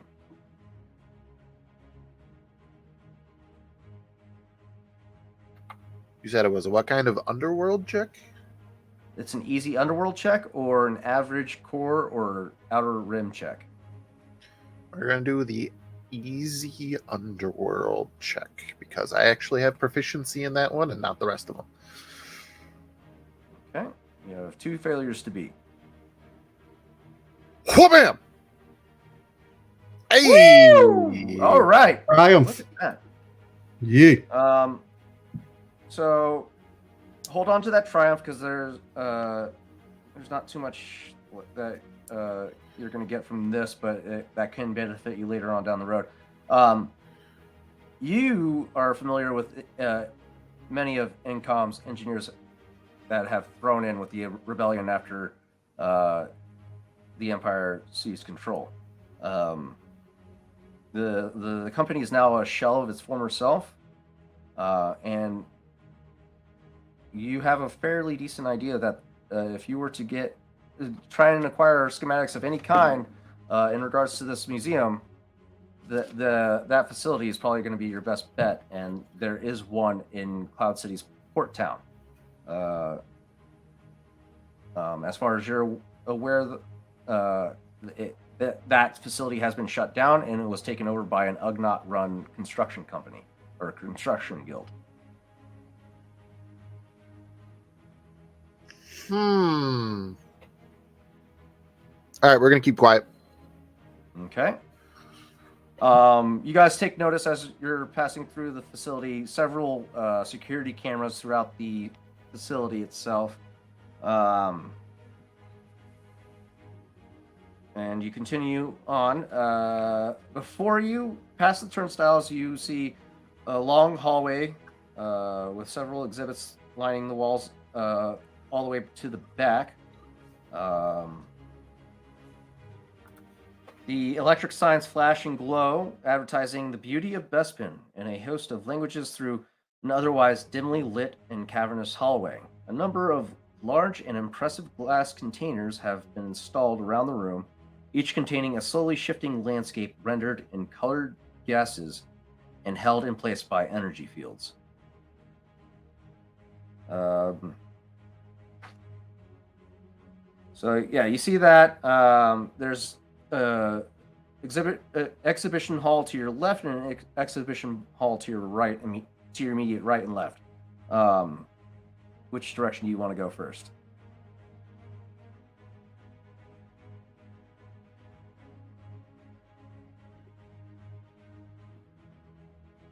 Left.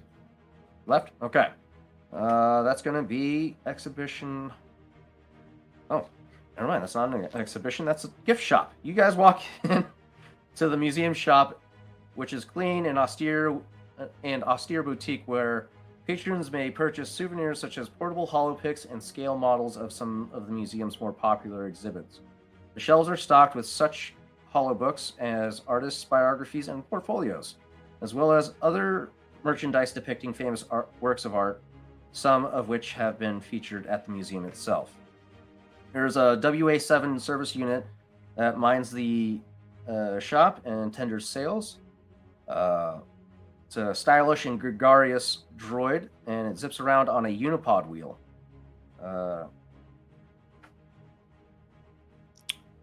At the rear of the shop, well, actually, go ahead and give me a quick perception check, both of you.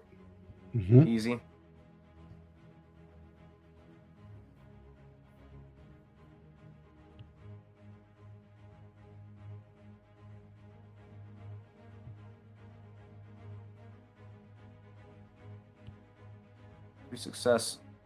Four successes with a threat.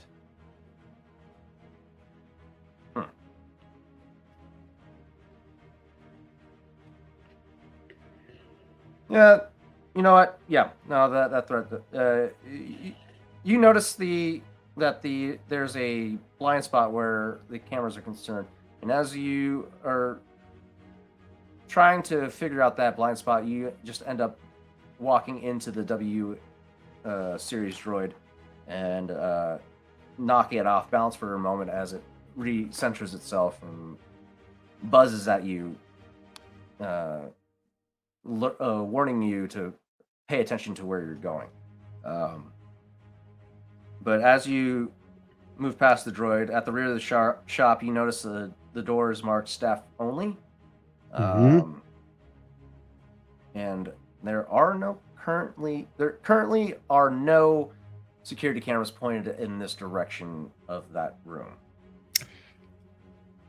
Question. Yes. Oho wants to look around the gift shop. Okay. He wants to find an item on display that is currently in low stock. Okay. And then he wants to ask the droid for a bigger amount than the amount that is currently available. Do you have some more of these? But just can you check the back? Do you have more of these? Can you check the back? Do you have Apologies a for bigger my size? clumsiness before. I was actually trying to get your attention as I was distracted by this item, and I was wondering if you have more of these, as I may be thinking about bringing some friends who may be interested in obtaining more of these. Okay, so you Souvenirs.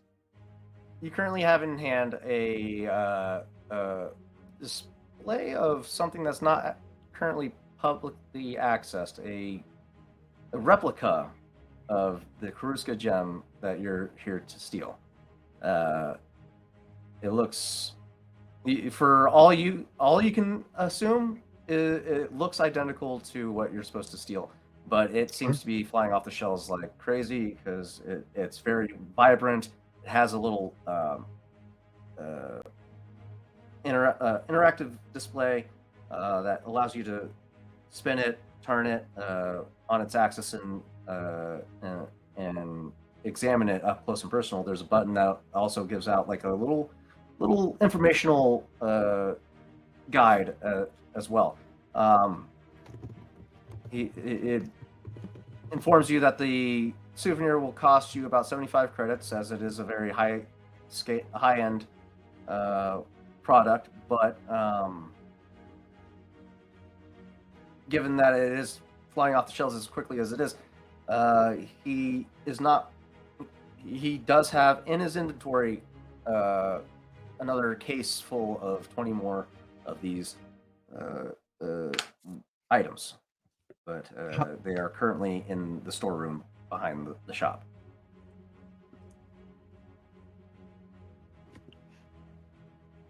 Would it be okay to ask for at least 4 of these?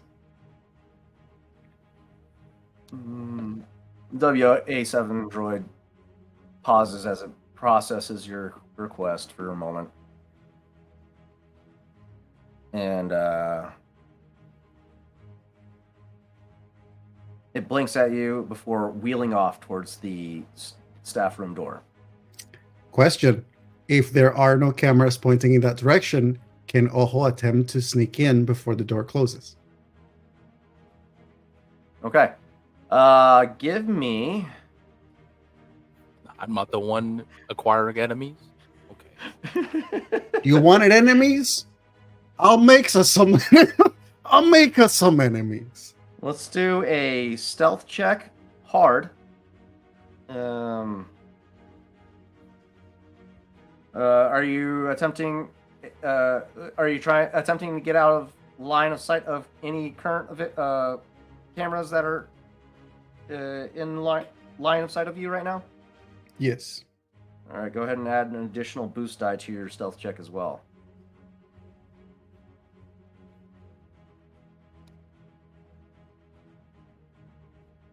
I'm gonna say that as he's doing that, he would probably have if allowed, since this is a motion, if allowed, basically what he would like to do is he wants to attempt to grab an item on the way and basically drop it right where the door closes.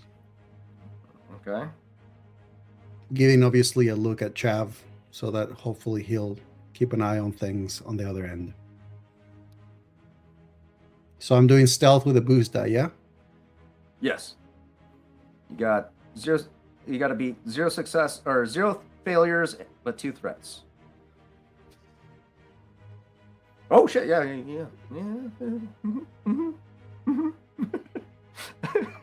I will say thematically with Oho kind of like, watch things out here. Chav is going to find a shelf near that door and be an asshole and fucking like find a spot where he's in the way of the door and start looking at everything like on the bottom shelf, so he's taking up like the entire space and people can't get in and out without hitting him with the door. To the staff room area, or the you're talking about the gift shop entryway? Is anybody else in the gift shop? So there's two entry points to the gift shop, so it's going to be relatively hard unless you start knocking over Is there anybody stuff. else in the gift shop?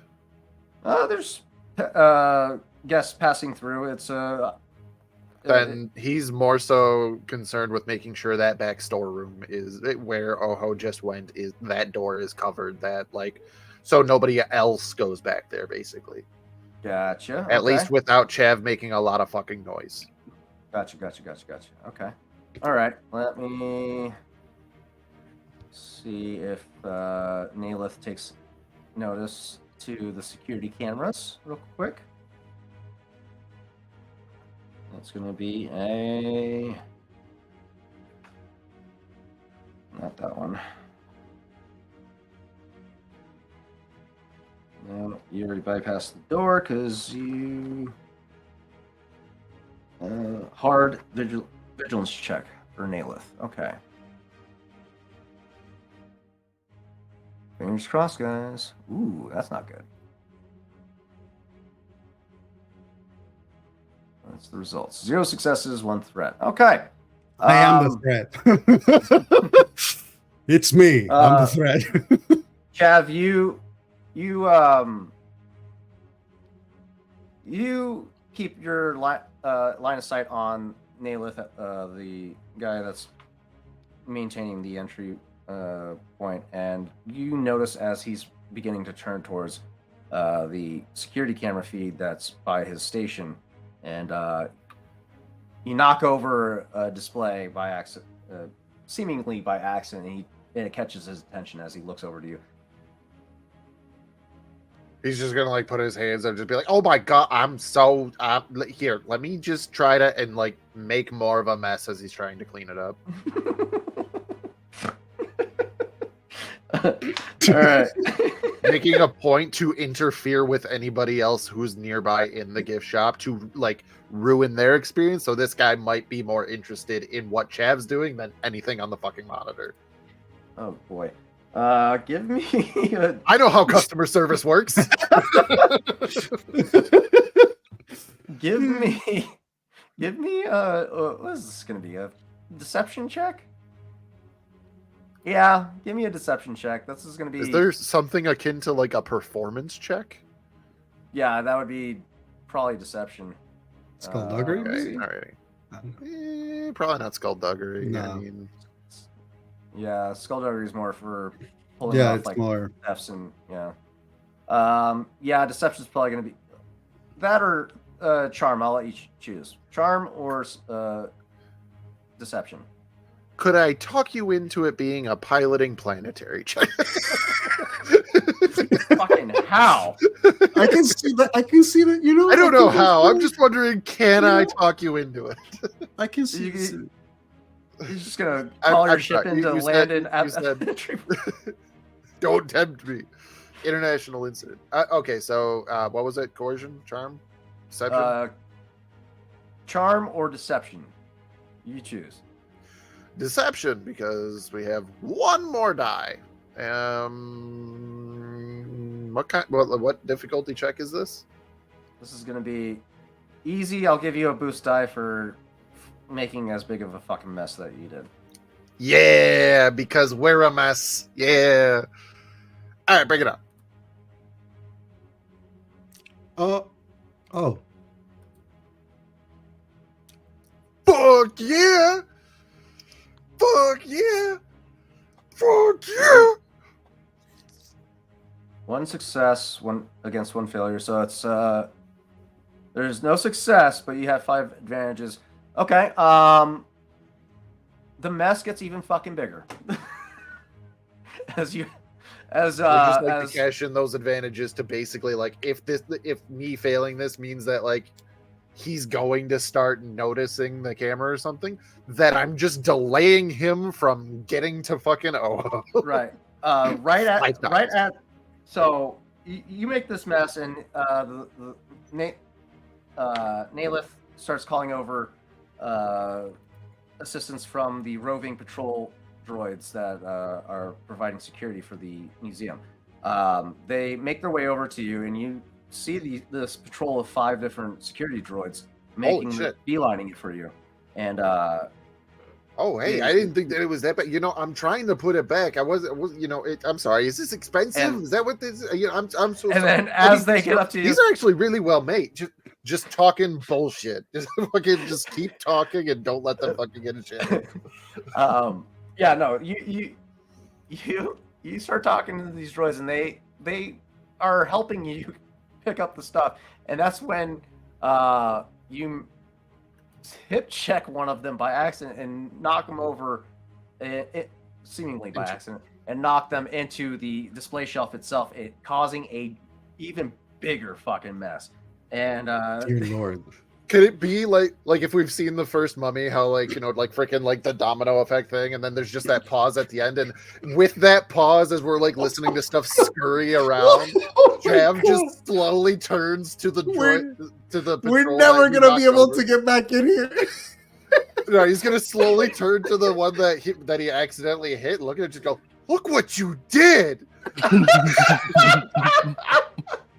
You just see.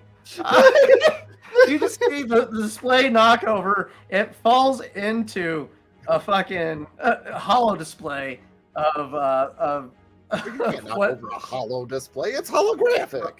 Right, you can't knock it over, but you could damage the shit out of it for sure, which he did.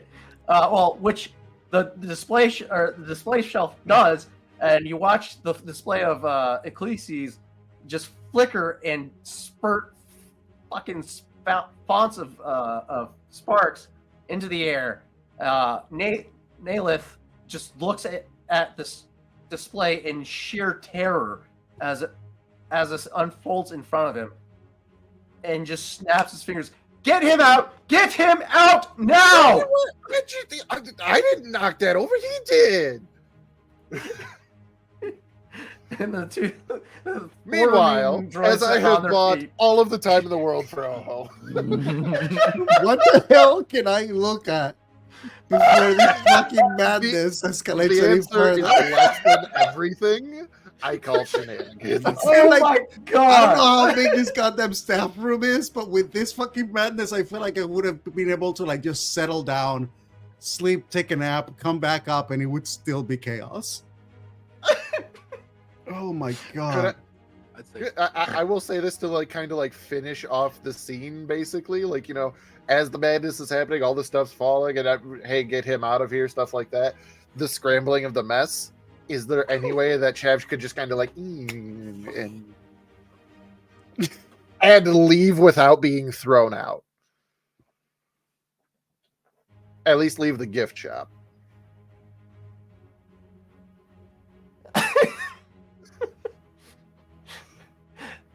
This is gonna be a charm. This is gonna be not extreme. What is it? What's it called? Formidable charm. Can I talk you check. into it being a stealth check? Are you trying to? What are you trying Literally to pull off here? sneak away from the scene as they're like trying to clean it up and shit before Oh, like- they physically escort me out. Just like, oh man, I don't know what's going on over there. Hey, there's that. Don't forget that you missed a spot over there, and just Let's see. Okay, yeah. Go ahead and give me this is gonna be a hard stealth check. Give me a hard stealth check, and if you pull this off, shit. You just have to roll one success at this fucking point. Give me a hard stealth check, and if you pull this off, you're able to scramble away as the chaos ensues, and the security droids scramble to help up their fellow droid to get back on his feet.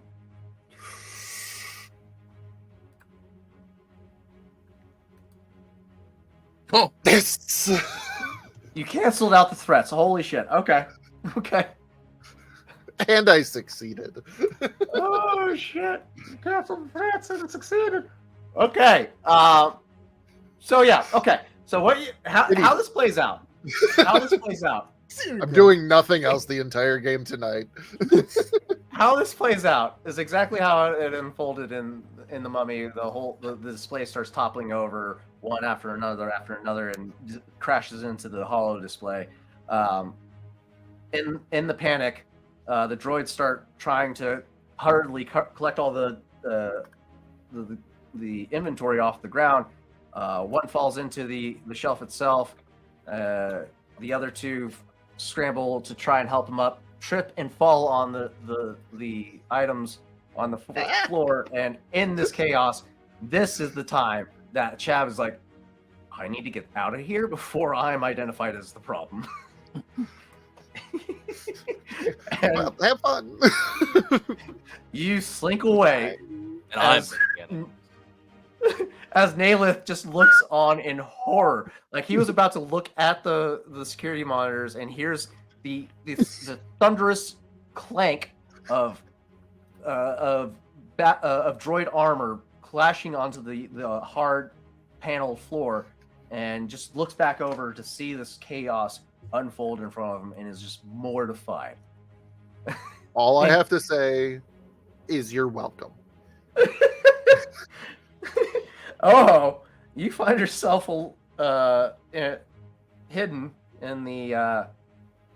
You did a stealth check to get into this room, correct? Yes. Yes. Okay. Yeah. You slink in behind the droid successfully, unnoticed, as he goes in to start worrying through his inventory.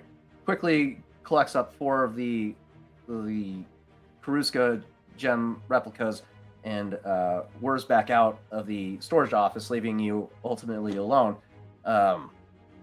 to encounter this chaos of a fucking situation that had transpired in the gift shop.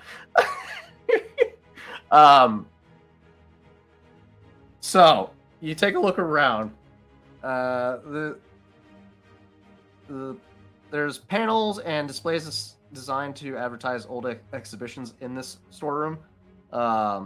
And you look around, there are no security cameras in this area as well. You have a reasonable suspicion that if you were to hide out here until the museum closed, no one would be the wiser as long as you avoided the gift shop droid. So this would be a suitable place to hide, should you choose to do so for the heist or for the heist. Which is supposed So- to happen in 3 days. 3 days, correct. And so this is kind of like a square room. There's like no nooks and crannies. Like I'm able to kind of like look around and There- like get just like There's shelving that you can hide behind, crates that if you shift some inventory around, you could probably hide in as well. Boxes you can hide behind. There's plenty of cover in this room, but there's no security cameras overwatching this storage room. So and no exit, yeah. no other entry points. The only way in and out of this is the staff door room that you went through. So I'm gonna say that Ojo, basically the way that this all worked out was that the droid went in, Ojo sneaked right behind it like a shadow. Mhm. And as the droid is basically like moving to get in the items, Ojo is literally walking behind it, looking around, taking a mental note of everything, and literally turning as the droid turns, so that by the time that the droid exits, Ojo is right behind.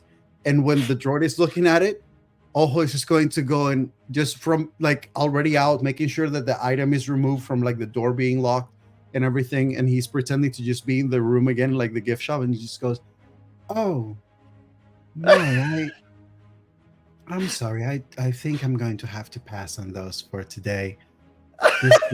You clearly have a lot to handle. Thank you, though." He's just gonna make his way out. You just hear a sad.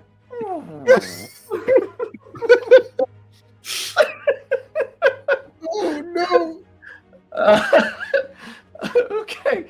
At this time, Dove, Rawl, what are you guys doing?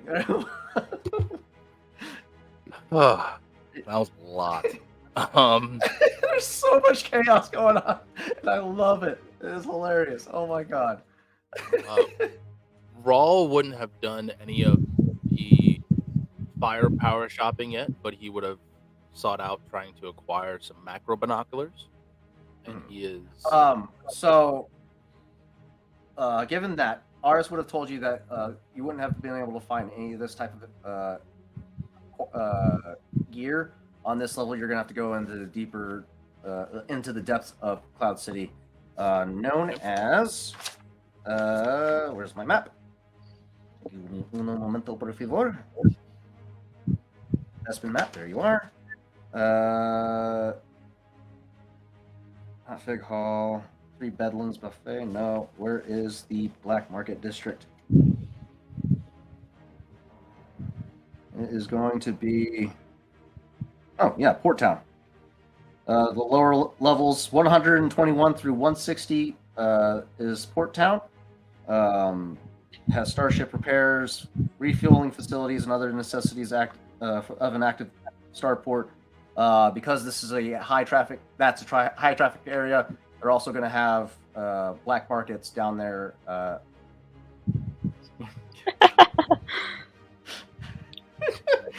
They're going to have black market salesmen done there, as it's a prime location for smuggling and inventory in and out of the city. So you want to stay as close to the ports as you can if you're dealing in contraband, essentially. Smart. So at this level, on the 21st level, you're not going to find anything of that sort, and if you inquire about that on this level, you're going to draw attention. Gotcha. Okay. Is there a? This is what Aris would have informed you all about prior Right. to this. So he told him where to acquire stuff like that. Aris, yeah, she would have told you to once you're ready to acquire more fire gear for the heist, you're going to need to go to Port Town down the 121, 160 levels. Okay. Turning to Dove, he would suggest while fashion is not my forte, I can acquire certain gear. If you would like, you can accompany me. But I suggest maybe going to see what Oho and Chav might be that need assistance at the museum. It's a museum. What's the worst that can happen? Well, A lot, Everyone- apparently. everyone. apparently. Just imagine the montage Yeah, of yeah, that yeah. line being said What could right happen? after, and then you just got just Jeff standing there, and Exactly everything's just falling. What did you do? Yeah. He would say, well, in my personal experience, the rich are paranoid. And it might be a good rule of thumb to give them a little eye in the sky, if you will. You hear anything back from them recently? Everything's radio silent. Because Dove does need to pick up a few things, actually.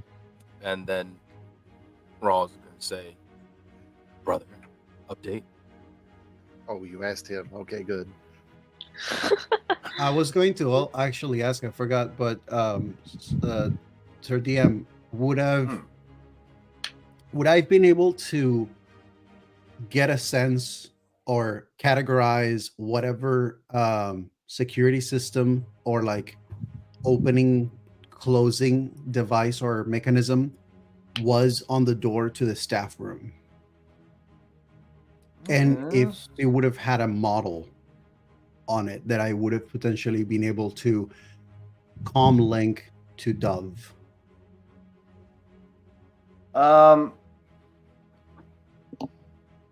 So the standard, the door to the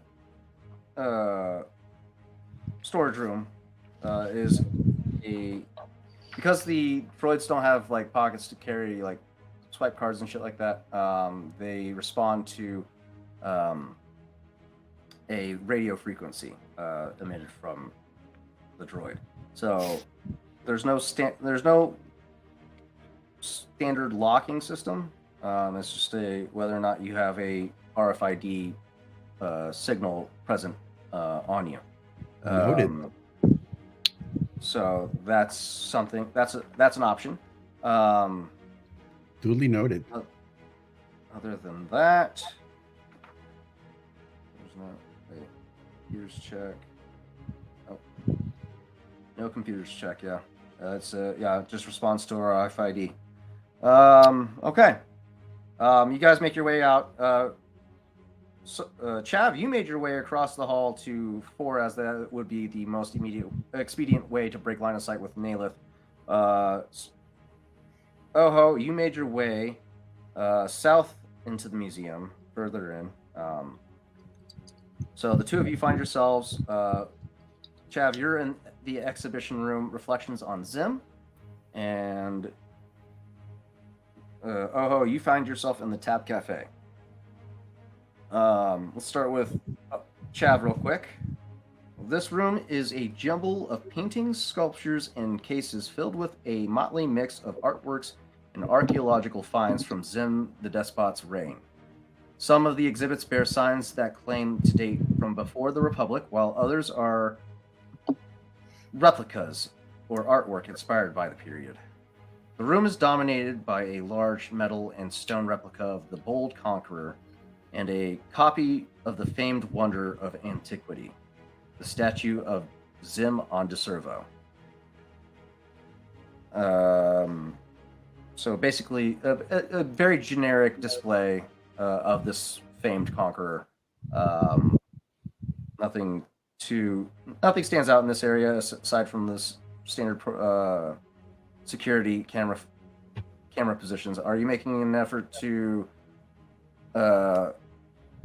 scout out these cameras, or are you trying to be as subtle as possible? I will subtly scope out the cameras, and I'll tell you how. Because Chav has a data pad, and this may be me just having the millennial mindset of data pad sounds like iPad. Does this thing have a camera on it? That's a good question. Well, what data pad is this? What is this? The one that was provided? But wait, no, Killbolt did not give you a data pad. No, Chav has one that he predominantly uses for inventory and stuff for the Chimera. But like, I mean, it's like a work laptop or like a work iPad, if you will. Okay. In that sense, no, it's not going to come with a camera. But you can take photos with your no. Let me take a look at your inventory real quick. 1 sec. No, there's secret things in there. No, I'm just kidding. Let's see what we can justify having a camera.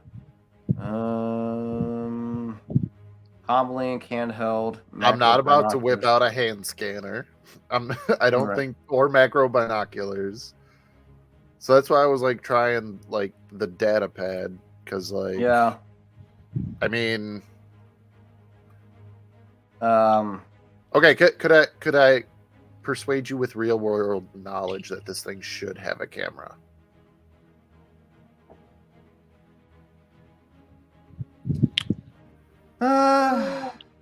You got to think about how data pads would be able to scan things too.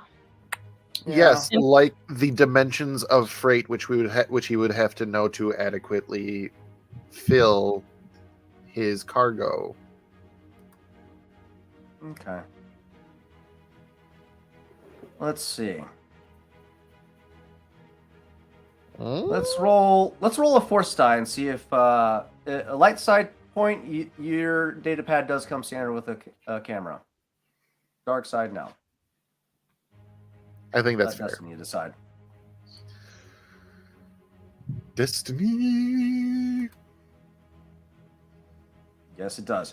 All right, your camera. You do have a camera on your. I am going data pad.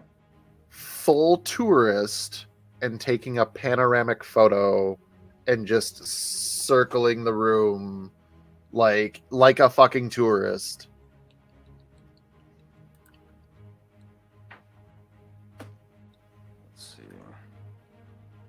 And I'm making it clear because I don't want it to be like I'm trying to get just a straight picture of the artwork, because that's frowned upon in museums. So just like the room.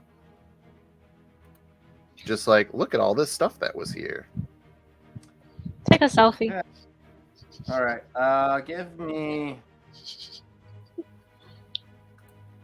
So, so yeah, this is gonna up the difficulty of your stealth check because taking photographs inside of a museum is going to be a very frowned upon activity. They don't like most art exhibits I have visited. They have specific requirements of you not taking photos. So we're gonna try and we're gonna apply a little real world realism here and up the difficulty from hard to daunting.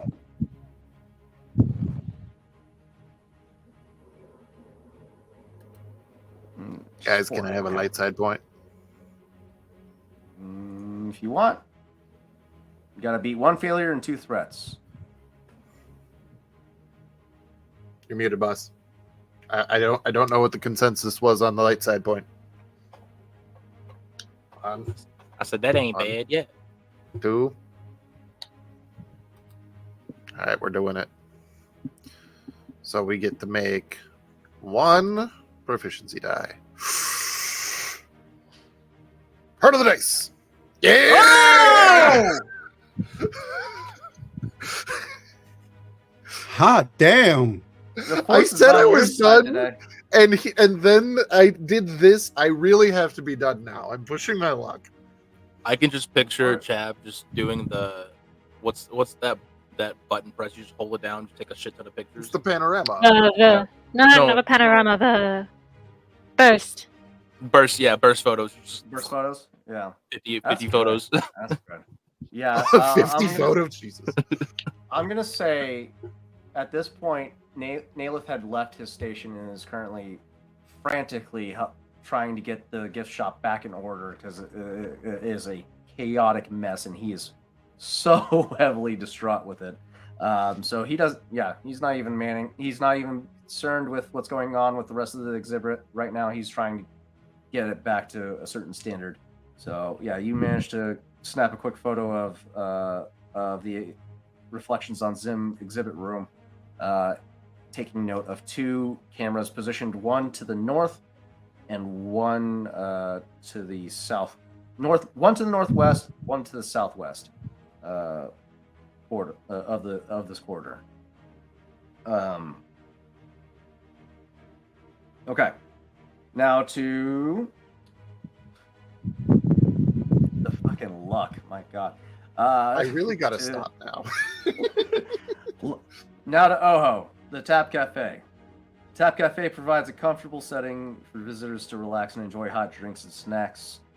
Its atmosphere is sedate and almost tropical, decorated with a number of large potted plants and an industrial automaton COO cook droid tends the counter, whirring quietly as it gathers empty glasses and plates.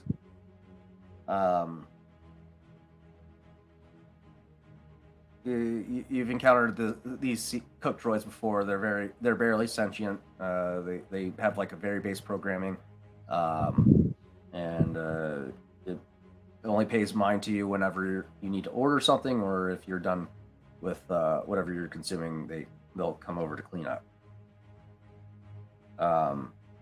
But this is also another point of interest as you look around. You notice there are no cameras monitoring this area as well. Noted. Are there windows at all in this place? No, but there is a refresher to the southeast where you can find 3 stalls and a bathroom of sorts in this area that you can take advantage of another blind spot within the security systems here. Just past the cook counter. So yeah, this is another blind spot for you. And this was south? Yeah, to the southeast. This is the mid-southeast section of the museum.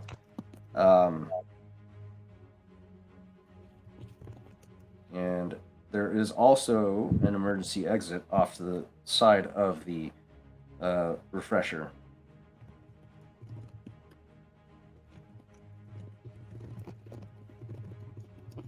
Okay. Safe to assume that the door remains locked from the outside at all times and is monitored by a alarm system.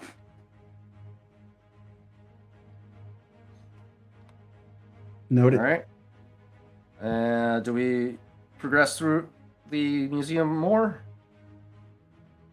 I mean, I would like to get a full lap, or at least, Okay.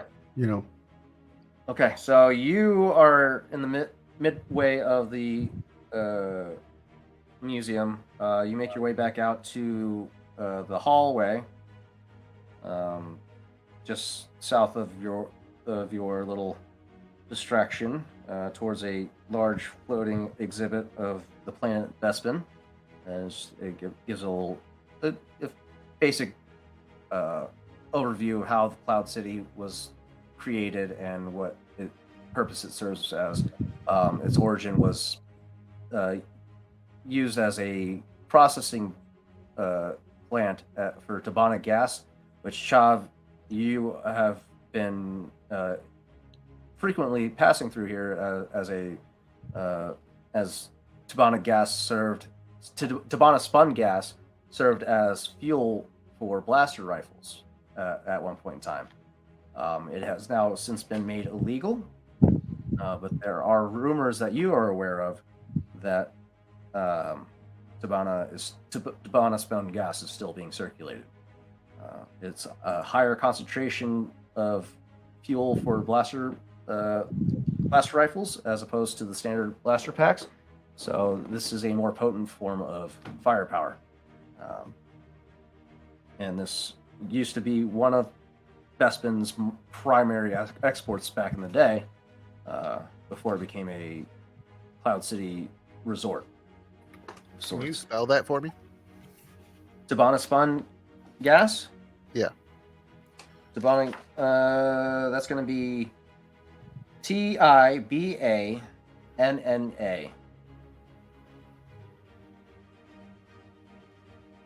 Yeah. Got it. Tabana gas is a major component in military-grade heavy blasters and turbo lasers. In its spin-sealed form, it is highly energetic and increases the output of energy weapons several-fold.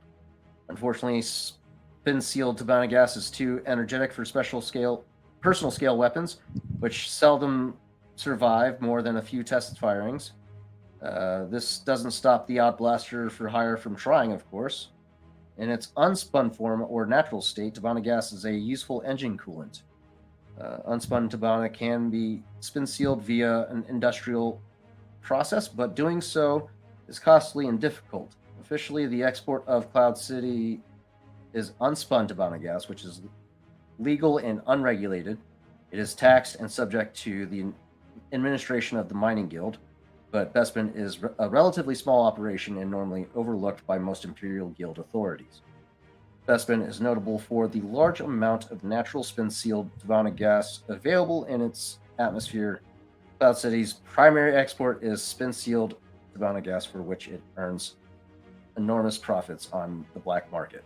So, you might, given your smuggling background, you have ran exports of Tabana spun gas, and you understand its value here. That's information that was left out of this. Actually, you're still in 4, making your way through 5. So you wouldn't have. You'll eventually learn this information as you pass into the hall. But as of right now, you made your way into the security, or into the Holopix gallery, which is the gallery. The gallery is hung with a number of wide sheet-like screens showing landscapes and space vistas. These are not photographic captures, but layers upon layers of graphic paintwork built into 3-dimensional scenes. The Holopix are stunningly beautiful, and the light levels can be adjusted to better suit the eyes of the viewer. Yeah. Yeah. Essentially. How tall is the ceiling in this place? It would be reasonable to assume that the roof is at least 100 feet up. Probably about 120, 130 at most. It's a very tall structure. Does the ceiling itself has the formation of the ceiling. Are there any signs of like bars or like construction that is part of the structure on the top of it, that if somebody were to like be there, climb there, or be on top of it, would there be an option, or is it just kind of like a flat out, just like a flat ceiling? So yeah, See, the ceiling itself is steepled. So there would be what's crossbeams called? Banter? Bant. It's a B word. I can't remember what it's called. Rafters? Rafters. There we go. There are rafters up there that help support the structure of the steepled rooftop. Not easily accessible from the ground level of the museum itself. It's reasonable to assume that you could possibly reach it from the rooftop if you made that an entry point. Yeah. Noted. The two of you reconvene at the Bespin informational display and make your way over to the exhibition room of the Wonders of the Galaxy. The door leading into this exhibit is flanked by a pair of life-size replicas of the brass soldiers of Oxum. Holopics of the Imperial Palace on Coruscant and the Dawn Pyramid of Argao proudly decorate the walls. The glass cabinet displays archaic finds from the recent excavations in Coruscant's ice crypts. Scale models of the towering Shock and Spire and the Caligenous automaton of Tamareth have been placed by the walls near the inscriptions of inspiring quotes from the Celebratus archive and the halls of knowledge on Fatim. A replica of a section of the Al-Sakan mosaics that cover the floor in gleaming tiles, and a sculpture of Belkos Beacon hovers in the center of the room. A selection of sounds from the Cathedral of Winds on Vortex is piped into the room for added ambiance. This room leads off to what you can assume is the auction room as you pass through, but this room has been set aside for the display of the Jewel of Yavin and its associated exhibits, but is currently locked. It is currently unattended, but it is locked. There are cameras pointed at you, but as far as you're aware, the security cameras are currently being unmanned right now, as the gift shop is currently finishing up its gathering of the inventory that was toppled. at the block. Chav, as he's kind of looking around, is going to speak to Owen. Just go, are you thinking about doing something stupid? No. We finish the recon when we get back to the group. All right. All right. Do you guys plan on try to infiltrate the locked auction room? No. Not today, Satan. Okay. Not today. You used up your lock for the day. I see you. Okay. Are you kidding me? We already destroyed the gift shop. We cannot do more than this on the same day. Only half the party. On one hand, double down. On the other hand, maybe not. On the other hand, you know where it's gonna be. On the other Okay. hand, how do we have 4 hands? On the other hand, you guys whose hand is make this? your way back out to the hallway. To the south of you, there's one more door, which leads to the cleaning and cleaning equipment and garbage disposal.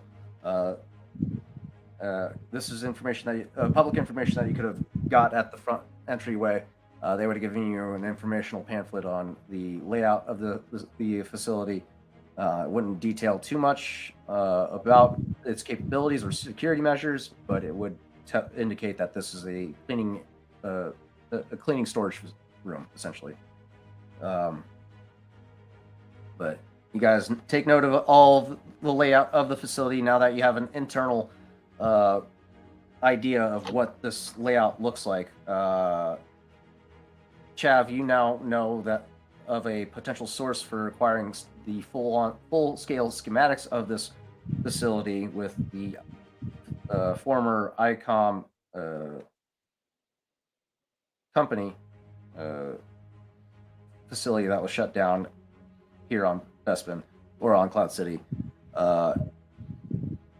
You guys have your plan of action ahead of you. How do we proceed from here?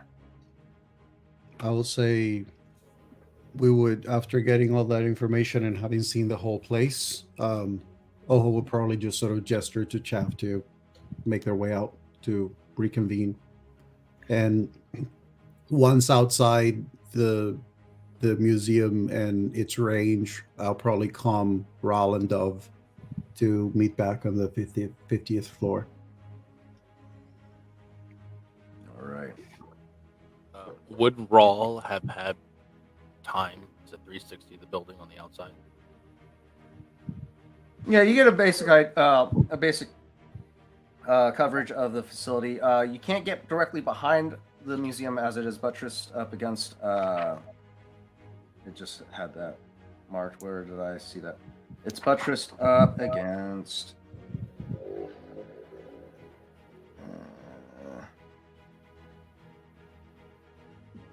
Cleaning facility. Exposed.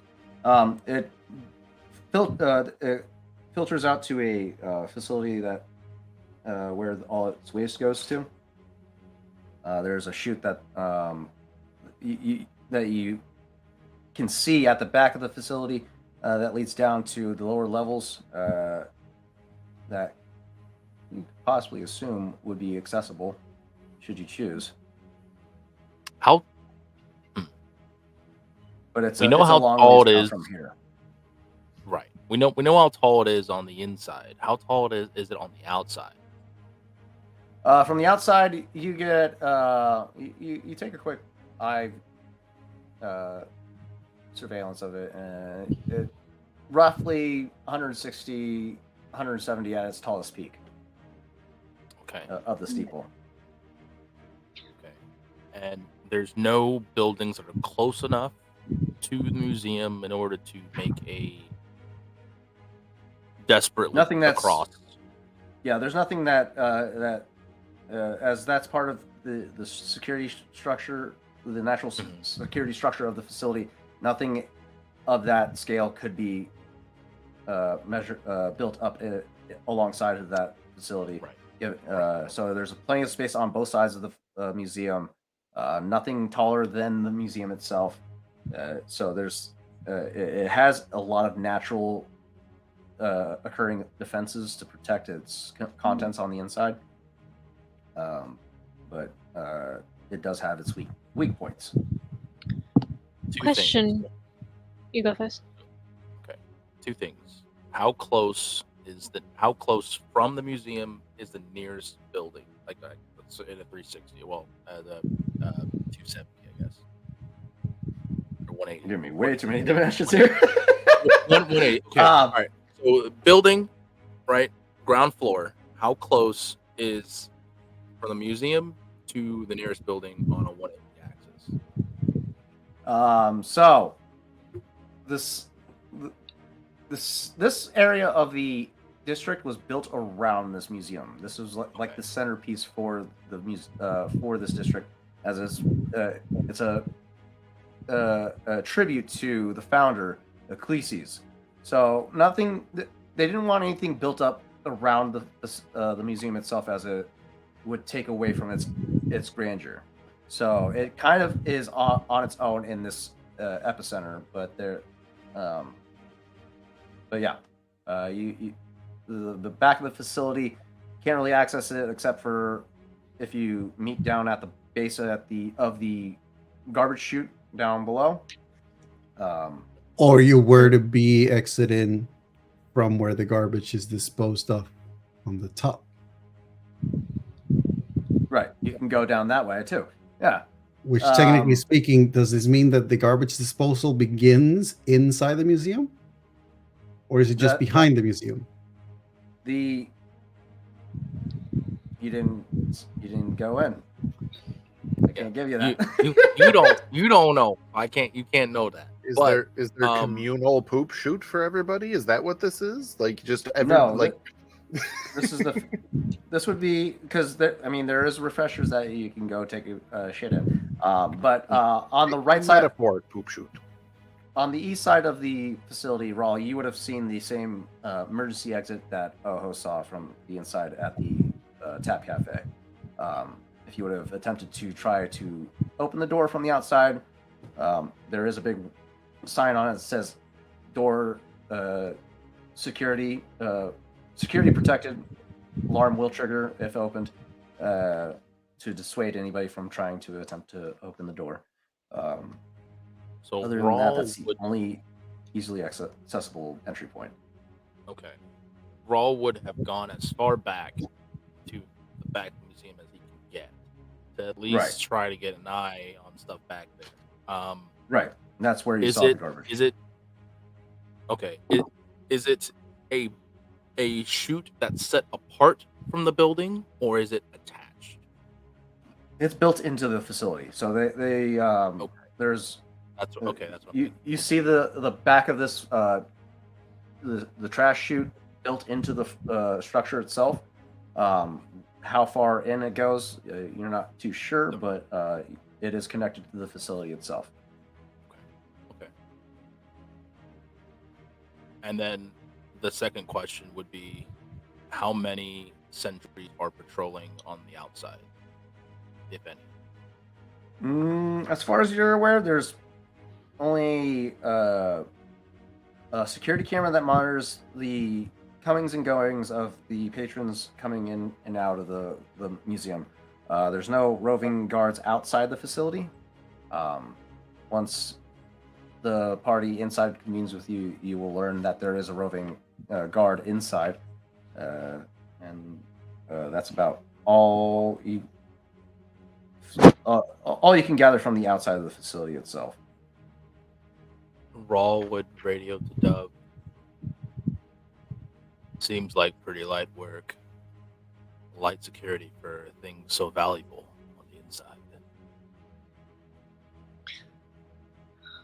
Rich Guy did say it wasn't exactly the most well-guarded place for a gem like this. Indeed. Makes you wonder how come no one's nicked it yet. Almost like they're asking you for it to be stolen. They're asking for it. It's weird. Also, the question was, Dove is going to call Moho and Chav and just ask, the auction room that they passed, did it seem like it was more to the exterior of the building where there might be window access, or was it more in the inner of the building where it's sort of like disconnected from the outside? Just if they were to guess. If they were to guess. For your context, the auction room is the southeasternmost part of the building. With the way the layout is built, you can reasonably assume that it is accessible. Not accessible, but it is up against the southeasternmost wall. If you had the capabilities of blasting in, you probably could blast in from the wall itself. Granted, that will set off a lot of alarms and draw a lot of attention. As far as windows are concerned, from your position and from the outside position, there hasn't been any notable window points on the exterior of the building. You haven't seen the rooftop itself yet, so there may be some sunlight where those roof panels, skylights.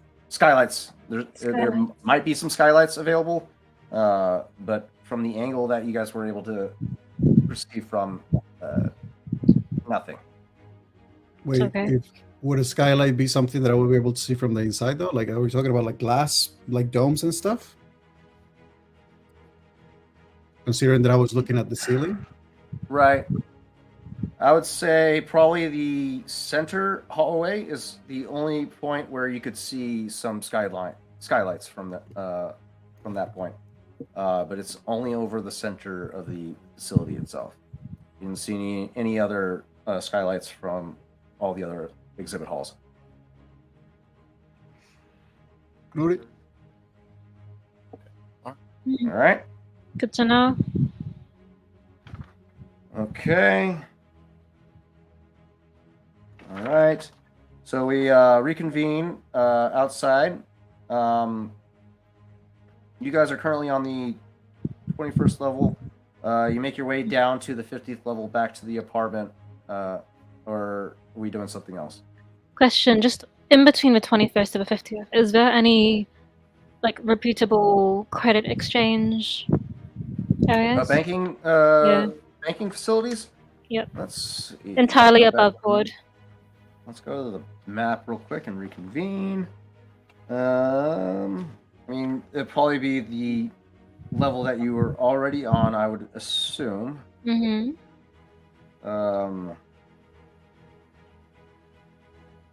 Let's make sure. Just to be safe. North Bespin. High-class motels. No, we're not looking for motels. Pool, gym, small boutiques. Paradise. Now, these are all resorts. We don't need that. We need banks. Cloudscape. Heroes Tower. Market Row. I would say probably on the level that you're already at, there's several banking facilities that you can stop at on your way back to the lift pads. Dava's gonna tell the group she'll be back in a minute and pop into one of the most major branch. And Okay. while there, she's essentially going to wire 20,000 credits to Naboo. Oh, okay. So you walk into this very pristine banking facility, ran by not a guard. What are the bat creatures called? What are those bat creatures called? Oh, fuck. Oh, the one that Anakin had for mentor or whatever, or boss. No. It's the one that from A New Hope when Luke is in the cantina and you see the little bat reaching up to the barkeep for a little glass of milk. Yeah, I forget what those things are called. See, What? they're sentient species. Oh, the They just look like the that, Chatterfang. I think. They look kind of like a bat, like humanoid Little- bat looking. Humanoid bat, about child size. Yeah, that's the big Chatterfang. eyes. Chatterfang. Okay. Yeah, there you go. Yeah, this banking facility is ran by the Chatterfang, and they communicate by high-pitched frequency shrills and shrieks. So it's a little jarring at first, but your communicator helps translate what they're conveying to you, and you managed to make your wire transfer of 20,000 credits to the Naboo. That should cover facility. them both for the next 4 months. The Give or tuition take. covered. No problem. Anything that your ward could require is covered by that fee. And yeah, And then Yeah, I'm you heading make- back out. make your way back out. All right, and we make our way to the apartment where Aris is currently not found, but she does leave a means of reaching out to her should you need to contact her again. What's our next plan of action? As we take some time to make any plans.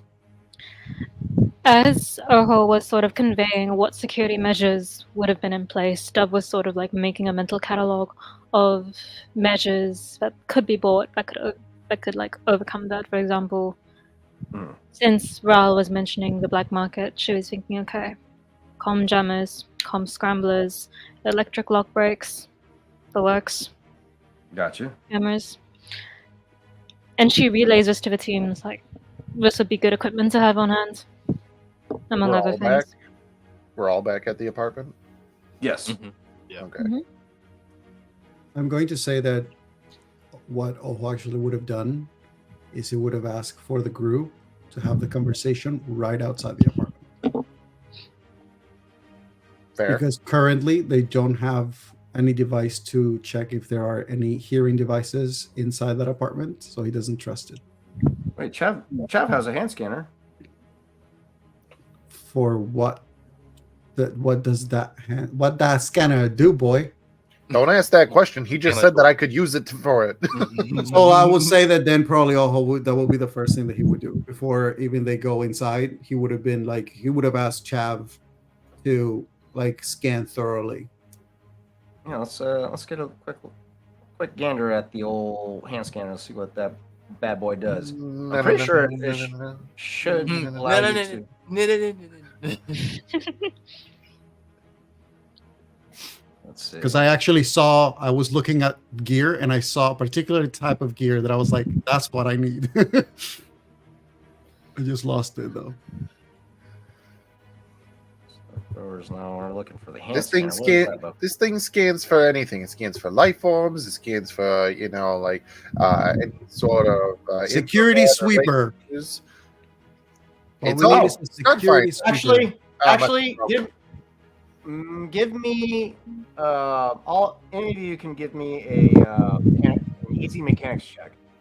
Ah, I nominate Dove. Yeah, do it, Dove. Do it. Do it. I will. you guys giving me a boost or what? I mean, Yeah, I'll I give thought you a that the boost. do it wasn't no.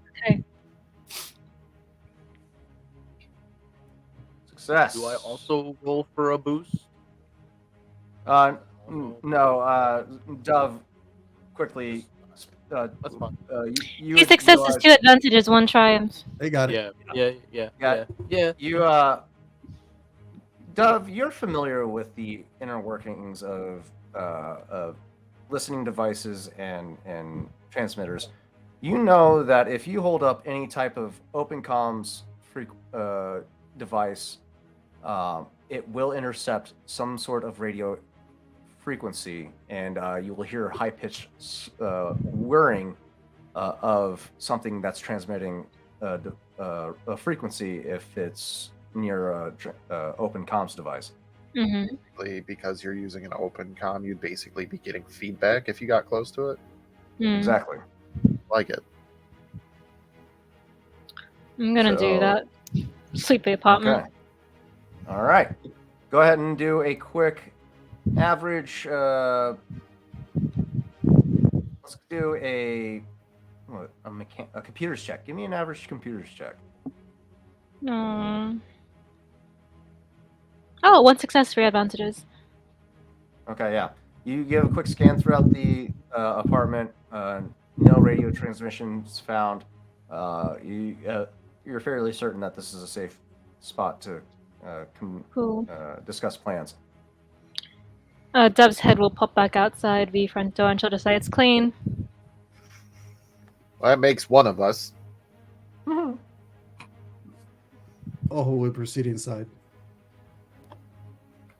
We need a comm jammer is what we need. Okay. That's what I've been saying. Yeah. Or a that's security what you I need. know. I know what I need. Yeah. Come I was down looking with at a this. security sweeper. Okay, so we make it inside the base of operations. Begin plotting our schemes. Anything we want to discuss right away? I think Oho probably would find themselves in that conversation as well of like, does this look too easy? Just to backtrack, Tarzan, and clarify, the Mhm. initial message we did get highlighted that this gem was notorious for being unstealable. Right.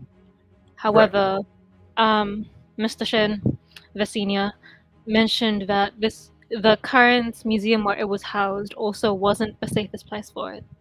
Did I hear that right? No. So the auction is being held at the museum. Okay, the The auction is at gem the museum. itself is not being held at the Okay. facility, as it's not the safest place for storing something of that Okay, immeasurable okay. So value. just clarifying that. So it's Okay. not now, there, but it's going to be there. Correct. The auction Right. is where it's going to be exposed. so would we? So basically, as of now, we know the concept of it's unstealable, but has this gem been in this museum particularly before? In any of those attempts that has happened, or is it been unstealable because it has remained under certain custody by the owner in a particular vault or location? And this is like the first time that it's being like taken out for this auction. It's had several owners, like it's been bought and sold a few times. Yeah, Correct. So like regardless of who has owned it, it has not been stolen. right. You would have reason to believe that the previous owners have taken considerable effort to protect the gem. The previous owner is currently the one that has employed you to steal it from Morris, as he was screwed over by Morris Grayson, and now plans to screw him over as a revenge. Let's do. Everybody, go ahead and give me an average streetwise check. Okay. Am I wise? Failure, 3 threats. 3 successes, 1 advantage. Okay. 1 success, 1 advantage. One success. Okay. All right. You all were briefed about Morris Grayson's security. Some of you are very familiar with the name Galen, or not Galen. Ursa? Hold on, I lost his information page. Not you. Gantrell, where are you at? I lost you. Gantrell Drow? Gantel Drow. He is the second squad leader of Morris's security team. DeFell with a quiet, determined manner.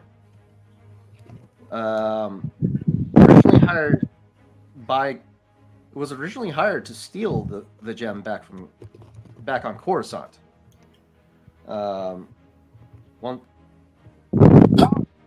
As far as you know, he was unsuccessful in the attempt to steal the gem, but was hired on as he was the closest one to get to the gem in the attempt of the heist, but was thwarted by Morris, and since he got as close as he did, was hired as a security advisor for Morris's security team. So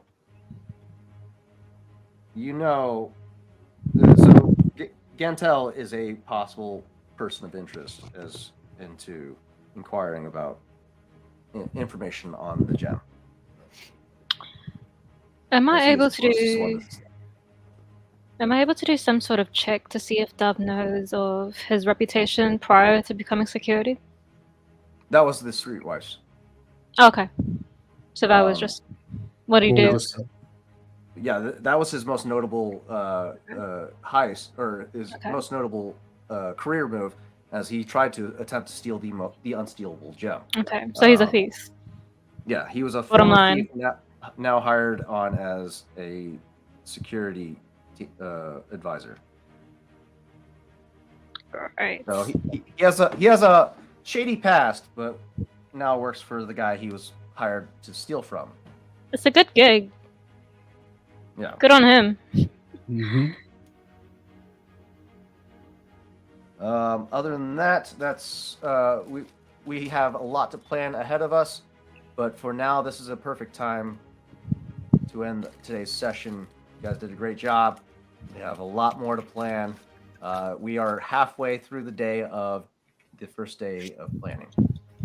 Those of you that tuned in today, we appreciate you greatly. This is a fun system. I love it every second of this thing. I see you. Making plans.